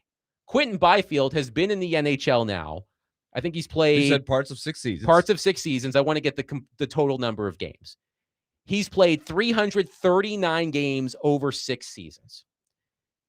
He's still young. He'll be 24 when next season starts. But I would venture to guess that by now, we probably know what Quentin Byfield is going to be. He's going to be a good player. I mean, again, he's had a 55-point season, a 54-point season. But does Quentin Byfield, after 6 years and more than 300 games, look like a player who's going to be the next Anze Kopitar for the LA Kings, the center that leads the team to Stanley Cup championships? If I had to guess right now, I would say no. No. So to me, that's why when I look at the prospect pool, I look at the overall depth of the Predators pool. And that's why, to me, I value quality over quantity. But they had a mix. They had at least 3 top 10 picks. Alex Turcotte, who was looking like no better than a middling 4th line player. He was the 5th overall pick. They also had Brant Clark, who was super hyped up. That looks like he's going the route of Byfield. Good player, but not super cornerstone, needle mover kind of thing. So they were bad to get the high picks, and those picks have not turned out to be great. They also got the quantity. They used the quantity to try to acquire 2 other high-end players. Pierre-Luc Dubois, they used a bunch of guys to get Pierre-Luc Dubois. That was a total bust. And then we mentioned Fiala. Fiala's a good player. He is who he is. But they traded some of their depth and prospects to get him. So all that to say, there's no one way to do it. They did the Adam Vingan plan. They did it. I never said. And they ended up in the mushy middle the same way. I never said that it's a foolproof plan. You've never said, to be fair to you, you've never said your plan is a foolproof plan. There is no such thing as a foolproof plan. It's hard. It is hard to build a winner. You got to get a little lucky. But when I look at the Kings losing in the first round 5 years in a row, losing 8 consecutive playoff games over 2 seasons. To me, my first thought was when Predators fans say, hey, I value making the playoffs, I see the Kings and I'm like, you don't want to be the Kings. You don't want to be a team that gets into the playoffs with no shot. 615-737-1025. We've got some reaction. We'll get to it next. 615-737-1025. Willie Donick, Derek Mason, Adam Vingan, 1025 The Game.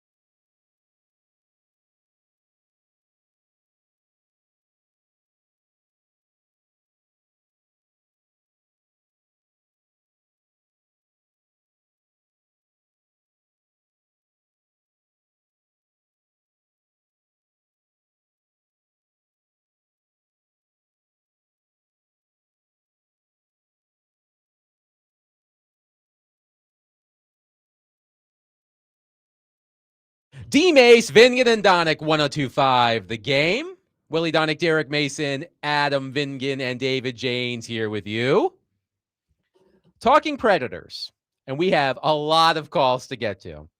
Here's what spurred this all on. I said before the break, for those of you who value making the playoffs every year, may I submit to you Exhibit A of the LA Kings, who have now lost in the first round 5 years in a row. They've lost 8 consecutive playoff games dating to last season. The Predators, I would argue, in Willie's corner, I would argue the Predators are in a better position today than the LA Kings are as an organization, but I do not want the Predators to become the Kings. I do not want them to top out at the Kings, where they make the playoffs every year and don't win. We've got a ton of calls, and I can already tell based on who's on the line, who's going to agree with me and who's going to agree with Willie. So we'll go in chronological order. Let's start with Ryan in Nashville on our phone line, driven by WilsonCountyHunted.com. Ryan, thank you for calling and waiting. Go ahead. Hey, guys. Adam, you're right. They need to tear down. Willie, the Kings never went through a rebuild. They went through an age-out process. The only reason they didn't sign players to keep trying for a cup is because they had no cap space to it. They gave Doughty $11 million. They gave Quick money. They gave Kopitar money. They gave all these players money. So, yes, they had to use the prospect pool to replace the players on the roster when they were retiring and aging out. They never went through a rebuild. They didn't trade Quick until Vegas won a cup.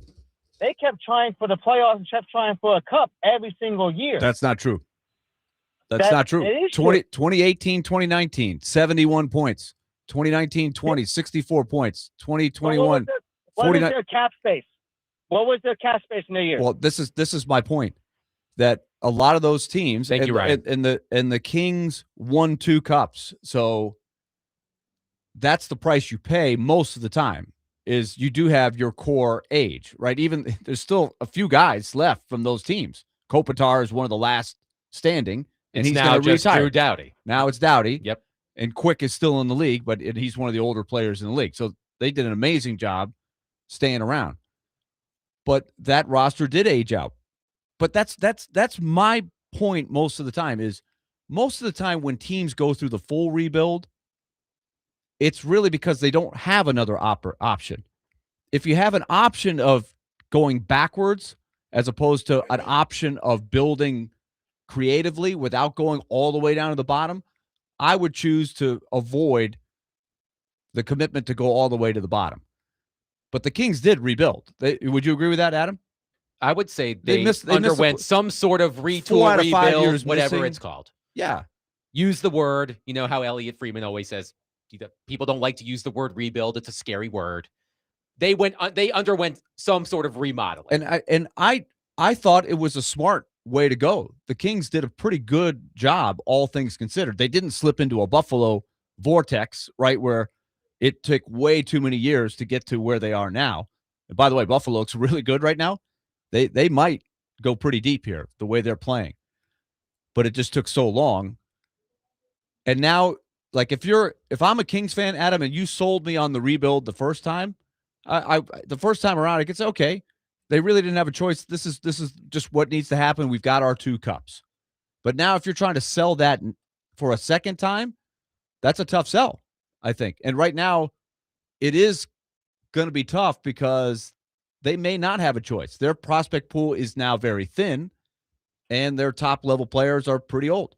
Let's go to Scott in Hendersonville on our phone line. Scott, thank you for calling and waiting. Please go ahead. Well, yes, we know that you don't want us to be the LA Kings. You want us to be Buffalo so that our grandchildren can enjoy the perpetual rebuild. Can I ask you a question, Scott? Of going to the playoffs once a generation. Can I ask you a question, Scott? Wonderful. Yes. Do you mind? Thank you. First of all, I'm saying this because I do appreciate, even though we disagree with each other, I do appreciate you calling in and interacting. So I just want to get that off the front end. Okay. Would you be satisfied if the Predators made the playoffs 5 years in a row and never made it out of the first round and went 8-20 in those 28 playoff games over 5 years, including 8 consecutive playoff losses? Would you be satisfied by that? I'm going to answer this. That's not my question. Answer my question. No, Would you be satisfied? I'm going to answer you, and I'm going to show you where your entire premise is flawed. Okay.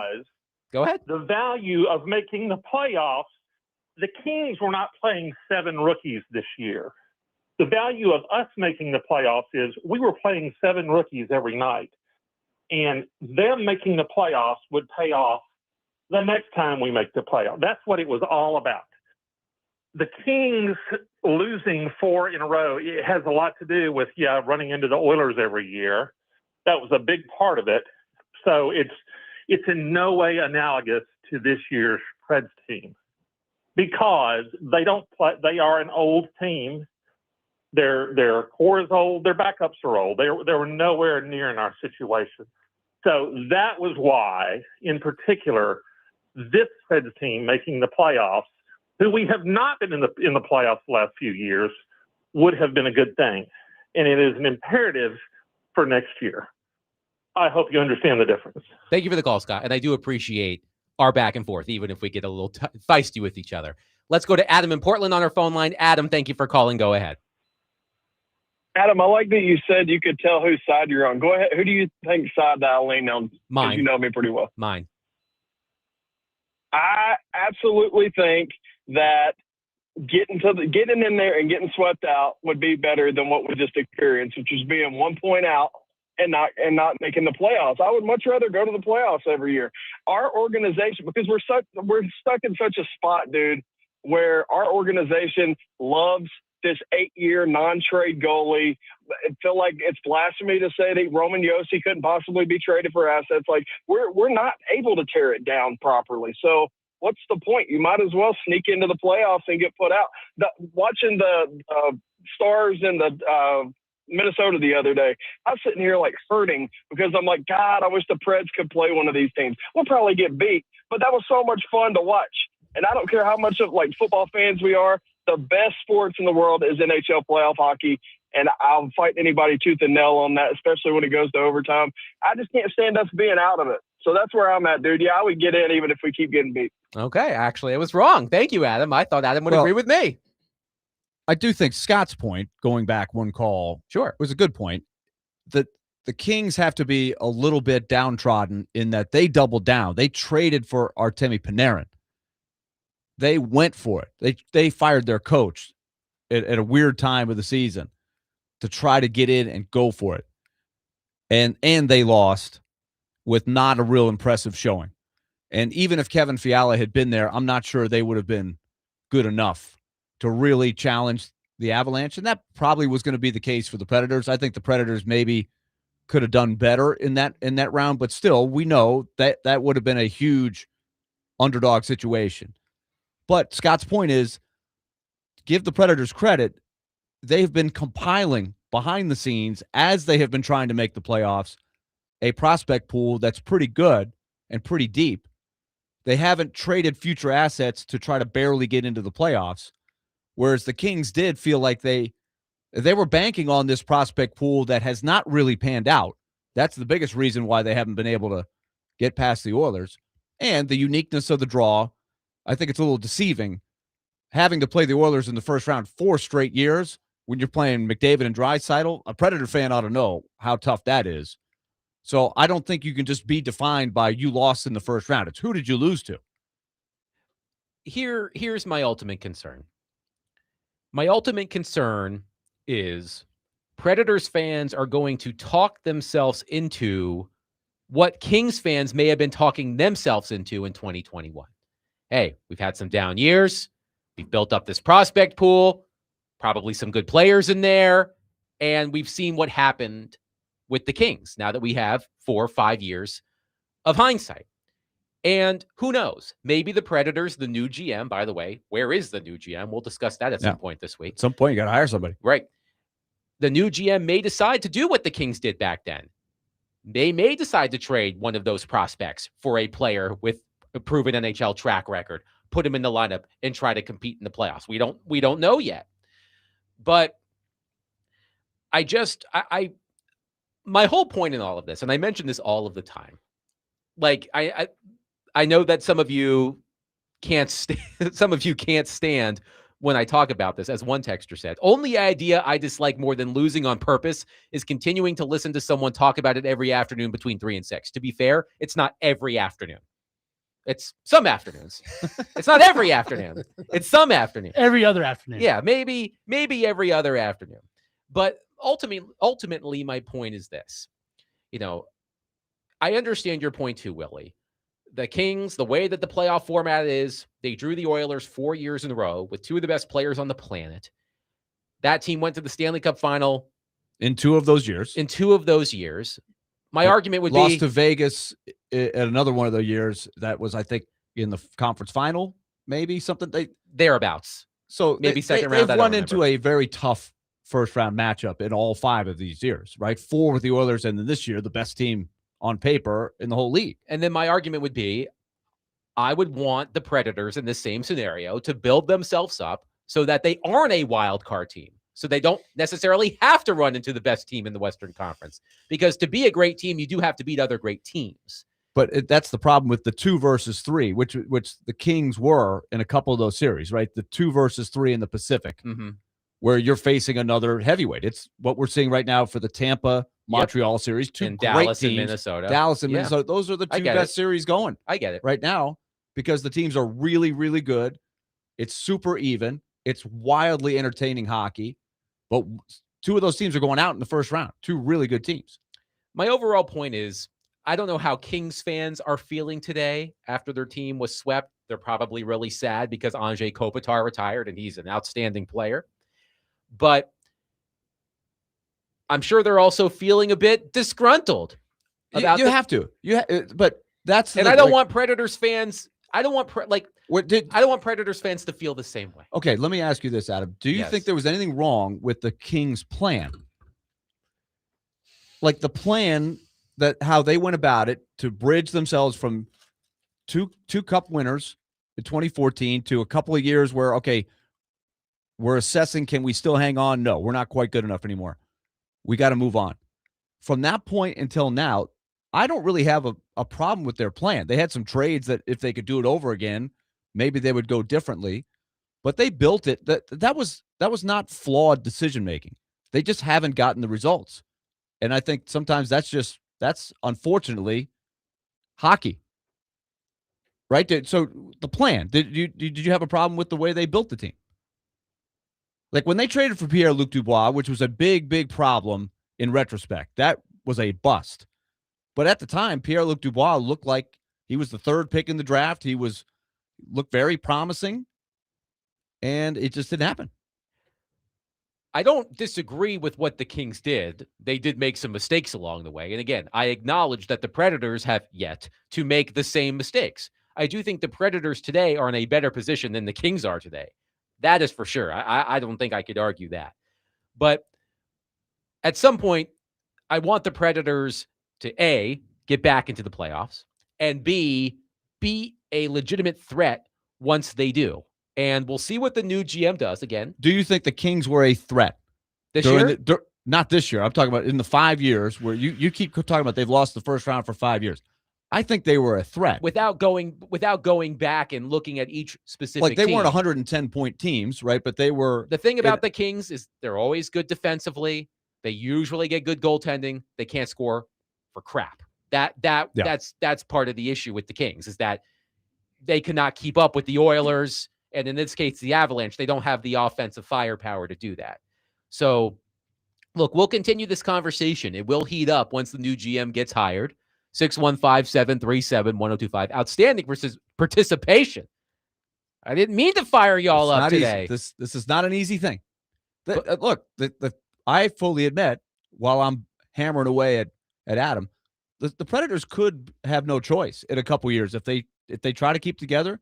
And this prospect pool turns out to be like the Kings, where it kind of dissipates and it doesn't really fortify things, then the Predators may have no choice but to go backwards and rebuild. But that, to me, is why you rebuild, because you run out of other options. 615-737-1025. Let's get back into the NFL draft. Diego Pavia. He did not get drafted, but he did get an invite to rookie minicamp. We'll discuss Diego Pavia and what's next for him coming up next. 615-737-1025. Willie Donick, Derek Mason, Adam Vingan, 1025 The Game.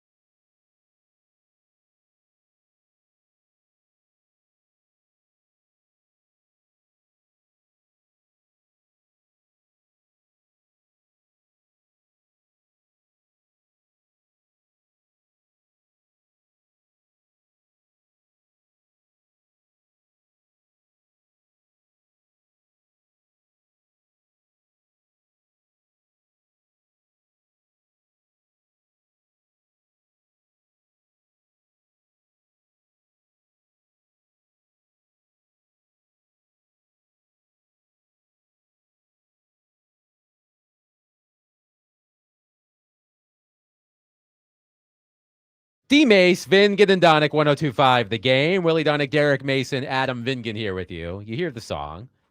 Baltimore, Maryland. That's where Diego Pavia is headed. Diego Pavia did not get drafted at the NFL draft this past weekend, but he has accepted an invitation to attend next weekend's, or this weekend's, I guess, rookie minicamp with the Baltimore Ravens. You may have seen some of these numbers going around. Diego Pavia was the first Heisman finalist to go undrafted since 2013 finalist Jordan Lynch, quarterback from Northern Illinois, who finished behind Jameis Winston and A.J. McCarron in the voting. Pavia was also the first Heisman runner-up to go undrafted since 2002 runner-up Brad Banks, quarterback from Iowa, who finished behind Carson Palmer in Heisman Trophy voting. And I saw a lot of people dunking on Diego Pavia this weekend for not getting drafted because of all of his bravado. I don't think Pavia, Willie, going undrafted is any sort of surprise. But one thing that the two of you mentioned to me earlier is this is different than Pavia signing with the Ravens as an undrafted free agent. He's just getting an invite to rookie minicamp. It's the equivalent of a hockey player getting a professional tryout in training camp. He's going to go there to try to win himself a contract. But what do you think? What do you think of the fit? I want to know what Derek thinks of the fit, being a former Raven. I want to know what Derek thinks of the fit.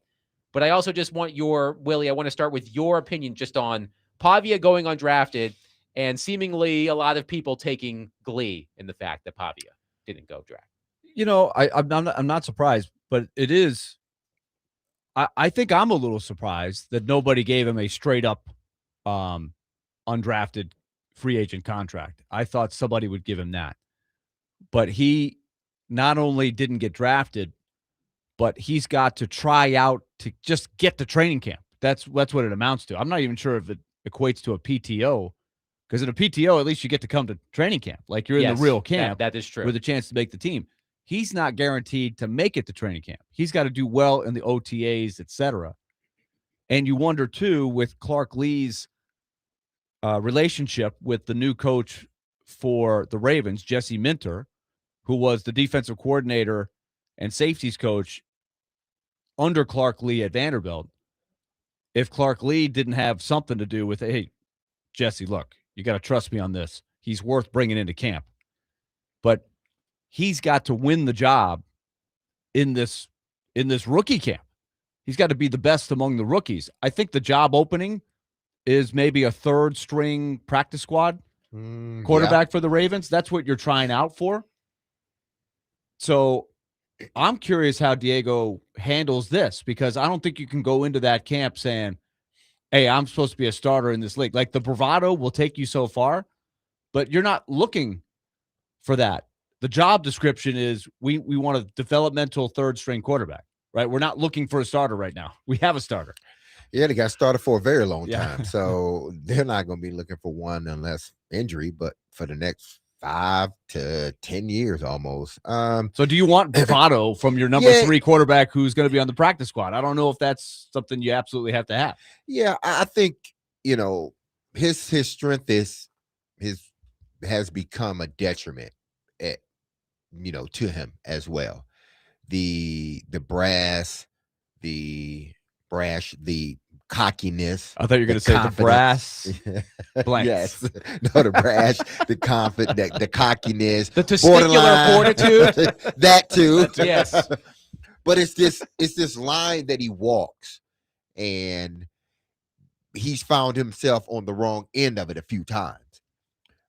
But I think this is a situation where the sort of bravado and workman-like attitude, or the way he prepares, I think it may mesh well with the Baltimore Ravens. He's gritty. He finds every angle to try to win. He's always doing what's best for the team. He's a team player, and he sort of rallies people. He rallied the team last year. So he has been a leader and has done it pretty good. I know he's had his issues, a few of those. I get that, but he led that team well. He over the last 2 years, he's led Vanderbilt program really well. That means a lot. Listen, he may not. The odds of him being a starting quarterback in this league is I probably have a better chance of winning the lottery, honestly, because his measurables are not there. Yes, but what he is that he's a winner. But unfortunately, when you get to this league, you got to be more than just, you got to have the measurables to go along with that too, especially at that position.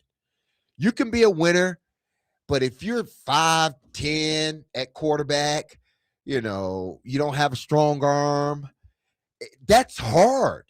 Hell, it was hard for Bryce Young. Mm-hmm. And he's a much better passer than Diego, and it's still been hard for him because of his height. So you throw in the things off field, and then you look at how does he sort of project to the league. He doesn't really. But that doesn't mean a team couldn't bring him and he can develop and he couldn't be on their team in some form or fashion. Now, he fits sort of what Baltimore runs, the RPOs and all this other stuff. So he sort of fits in that. But if you're not bringing him in to be your backup, you're just not. You're bringing him in to hopefully develop him, and maybe he can help you in some other ways. Now, can I get a quick shout out for Clark Lee? You know how many players they got drafted over the weekend? One. They won 10 games in the SEC last year. They had one guy drafted, Eli Stowers, who's a heck of a player. But that is a brilliant roster construction, right, of a collective. And, of course, the uniqueness of Pavia being one of the better players on the college level in the country, maybe the second best player, as it turned out, if you go by the Heisman, right? So that's a caveat. But the other teams in the SEC, I don't know who had the most picked out of the SEC over the weekend, but that's pretty amazing. And so we'll see where Clark Lee can take it from here if he can get a higher level of talent going forward. But to win 10 in the SEC and have one guy picked, that's pretty impressive. As our very own Joe Rexroad noted at The Athletic, quote, Vanderbilt had one player drafted this year, tight end Eli Stowers, in the second round by the Eagles. I love that fit, by the way. Going back to the 2010 season, 59 SEC teams have won at least 10 games. Those teams had 6.8 players drafted on average. And Vanderbilt had how many? One. Right. One. So, yes, a feather in the cap of Clark Lee. I do want to go back to Rexroad because he wrote a column about Diego Pavia on The Athletic with the headline, Diego Pavia's NFL plight is misunderstood, just like him. And here is some of what Rexroad wrote. Quote, it's possible to be a great college football player and not a top NFL prospect. It actually happens all the time. But I am surprised Pavia has to go the minicamp tryout route with the Baltimore Ravens rather than getting a free agent deal from a team. The difference there, from a signing or seventh-round flyer to a tryout, might be where his personality played a factor. As Dane Brugler wrote, the, quote, life of the party persona wasn't for every team, and all of them probably considered the potential for distraction, the attention around a significant public figure who would be fighting just to make the roster. Maybe Pavia hurt himself in interviews. Certainly, he had some unimpressive public moments, and those are on him. But the public enemy number one stuff is bizarre, even in the context of an NFL fan and media world that wastes no opportunity to go pig and slop at the first sign of someone else's misery. I do think, and that's where I was going a little bit, D-Mace, was like I could see an NFL head coach going, in my grand scheme of things, if I see this guy as a project, a third stringer, a practice squad guy, I don't really need all of the social media stuff that Diego Pavia is expertly used to his advantage. It doesn't work for the practice squad guy. No, it doesn't. That's a guy you just want to come in. You want that person to come in and just work. You don't want him to be the story. I think the NFL, this is not the first time they've sort of had to confront something like this where, whether it be they drafted a guy, a team drafted a guy, or a team didn't draft a guy because of what attention it would bring, to an individual, to the team. So Diego's not the first, and he will not be the last. Listen, there were teams that probably didn't want to bring Tim Tebow in because of all of the the media that would have came with him and him. We saw it real time where teams, it was like soon as he came in, the media just swarming. He wasn't even a starting quarterback. He was fighting for a spot on the team. And some franchises just don't like it. Like, if you're not the guy or guy that is in play to get, playing time and be a contributor to this team, they don't want you to come in here and be the story when you haven't done anything.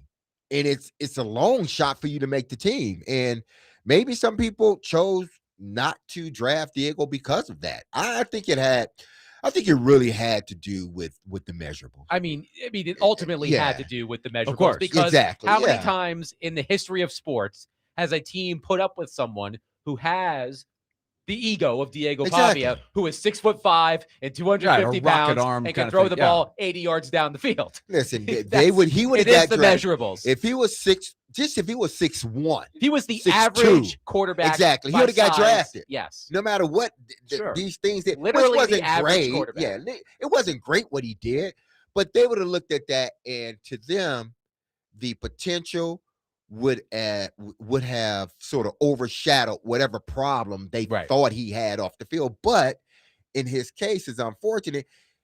The guy, I would love to have him like on my team. But the problem is that you only have so many slots. That's the problem. And where do you put him? Do you put him as your quarterback? Do you put him as a special teams guy? Do you bring him in as a utility guy? Let him be on a practice squad for a while? That's the problem. It's like, I would love to have a guy that prepares, that just knows how to win, that can, get everybody to rally around him. You need guys like that in your locker room, not necessarily starters, but you can use guys. But when you don't have the measurables either, it's hard for GMs to actually draft you. Let's go to Tim quickly on our phone line. Tim, thank you for waiting. Please go ahead. Hey, guys, and y'all just said it, and I got a couple of things, so let me, if you would, give me just a minute. Pavia, we talk about why he does all what he does. He wasn't recruited out of high school. He went to a junior college when he won a national championship. He wasn't recruited out of there. Jerry Kill happened to see him and signed him at New Mexico State. Nobody wanted him after New Mexico State. He went to Vanderbilt because Jerry Kill went there. The kid has been an uphill battle everywhere he's ever went. If you took his numbers this year and you put no name on it and put 6'1" as a height, he would have been a top 10 draft pick. His numbers were better than Mendoza's this year. Look at him. No argument for me. Yeah, We all talked around about that. them. We talked about that at the time. Yeah, we talked about it during the Heisman. I'm glad he's going to get a shot because look, he will prove he belongs if he goes in there and if he can still do anything close to what he did in the college level. Nobody thought he was going to do that at Vanderbilt. I mean, because he did some impressive things at New Mexico State, and I still didn't think anything of it when they rolled him out there against Virginia Tech. And as that game wore along, I was like, what do we have here? This guy has got a little something, but it's different in college than it is in the NFL. Now he's got to start the whole process over. We made a fuss about Ruben Bain's arm length. We did. I mean, you didn't want to draft eighth of an him. inch. A bunch of people took him off that draft. He slid to 15th or exactly. something. So you look at Diego, he doesn't have the measurables. No, he would be one of the shortest quarterbacks. Yeah. To play an NFL game if he were ever to play an NFL game. But look, let's just hope he can he can get in there and at least show while he's there that, hey, this guy's got a little something different. Let's keep him around for a while. 615-737-1025. Diego Pavia goes undrafted this weekend, but gets a rookie minicamp invite from the Baltimore Ravens. 615-737-1025. We'll wrap up the show coming up next with some interesting comments from NBA Commissioner Adam Silver and the city of Nashville. We'll talk about that next. Willie Donick, Derek Mason, Adam Vingan, 1025 The Game.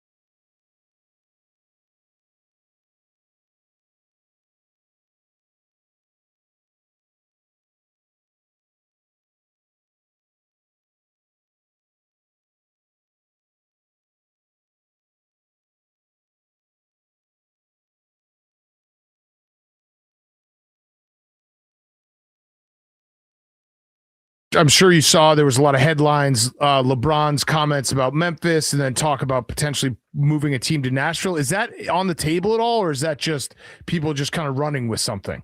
Well, first of all, players I talk to all the time like playing in Memphis. I've never heard that issue of players not wanting to be in Memphis. So number one. Number two, the owner of Memphis Grizzlies, a guy named Robert Parra, has no interest in moving the team out of Memphis. He's made that clear. I think there's obviously Nashville is a city on the rise. There's incredible things happening there.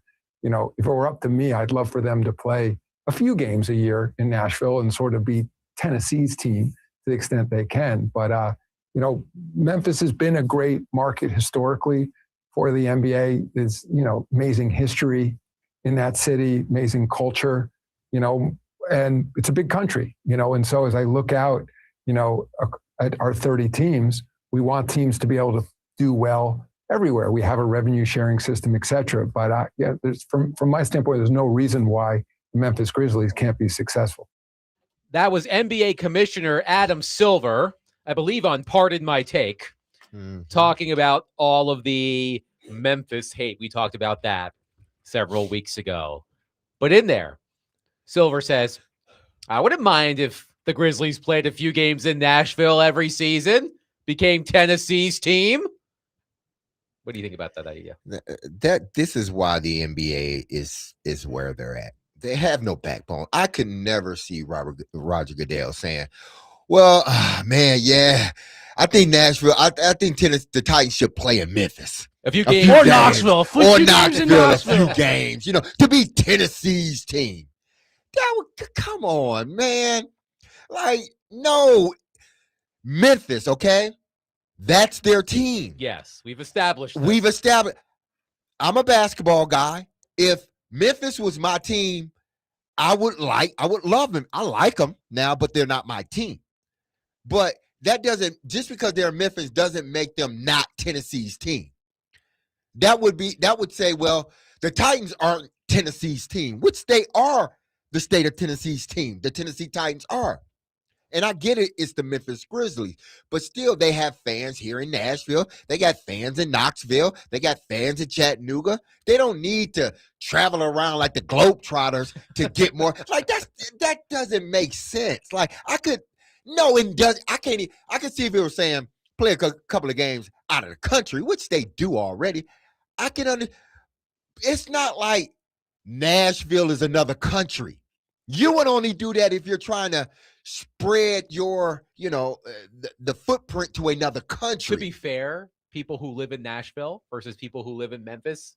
Watch yourself. They might as well be two different countries. Watch for a yourself. lot of people. Watch yourself, because the people there, you just need to watch yourself. But I mean, listen, we understand, and I'm just kidding with you. I know you. We understand that Nashville, Memphis, just like Memphis and Knoxville and Nashville and Knoxville, just they're different. Yes. All three are different. They have their own thing.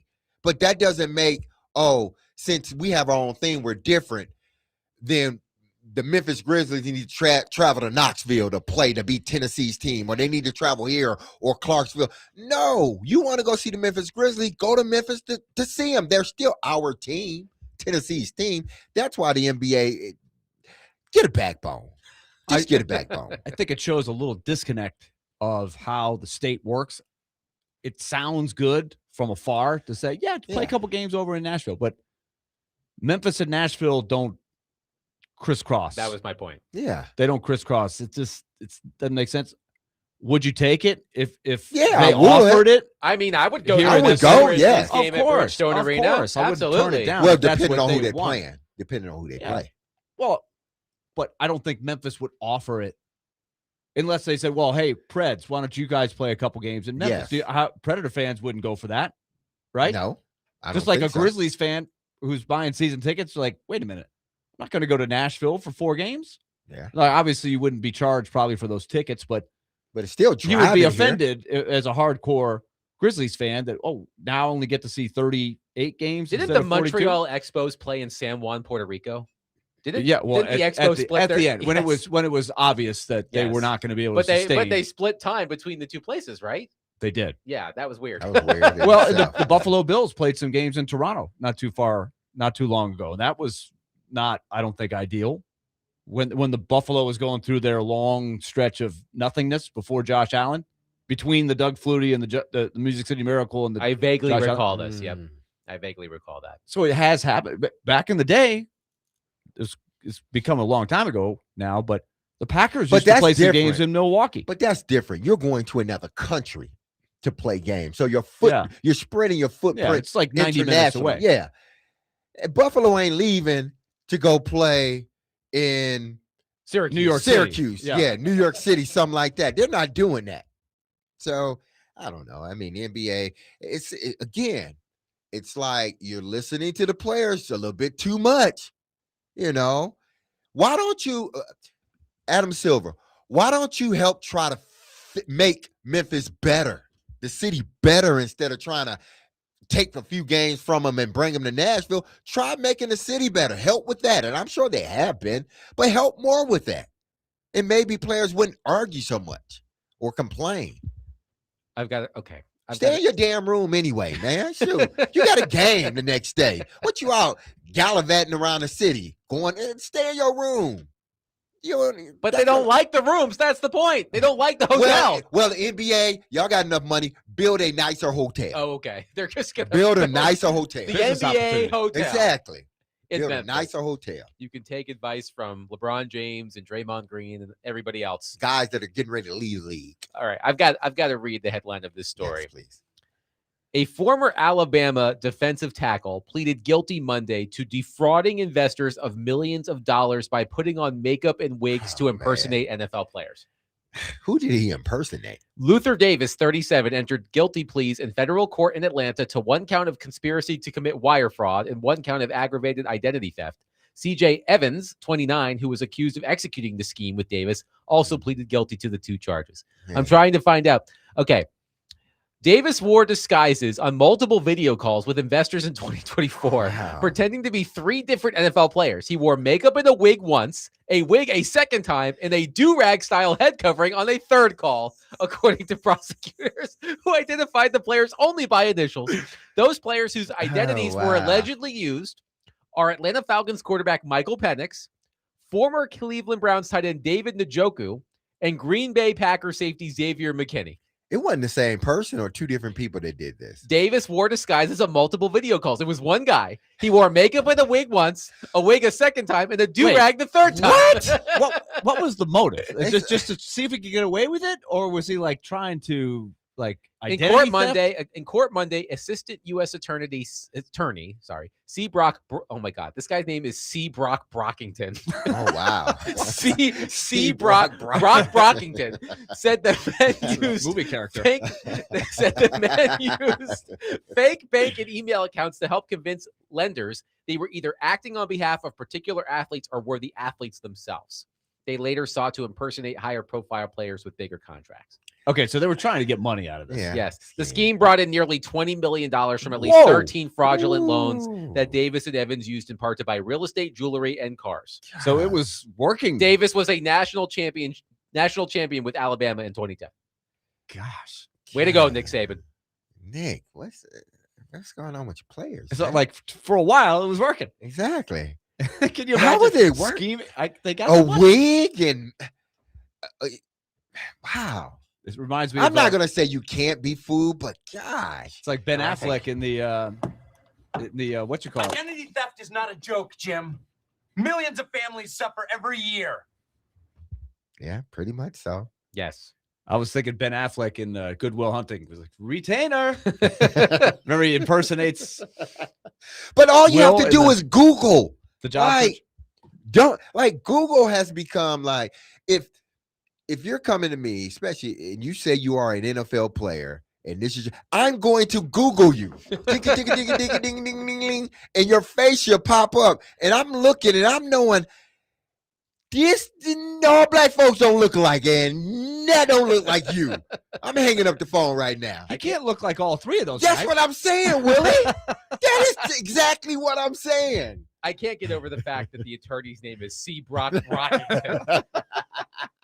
That's made up. By the way, one texter says the Spurs play 2 games in Austin, albeit they are closer, similar to Nashville and Murfreesboro. So I see your point there. That'll do it for us today. I need to look up a picture of C. Brock Brockington. You should all do that too. We will be back tomorrow at 3 o'clock. We'll continue breaking down the NFL draft. We'll mix in some other topics as well because we like variety, and variety, of course, is the spice of life. We will talk to you tomorrow at 3 o'clock. Be loved, love on your people. Have a safe, blessed, and wonderful Monday. I love you. The team loves you. You hear that music? Don't you forget about us, because we will not forget about you. See you tomorrow at 3 p.m. on 102.5 The Game. Peace. Yeah.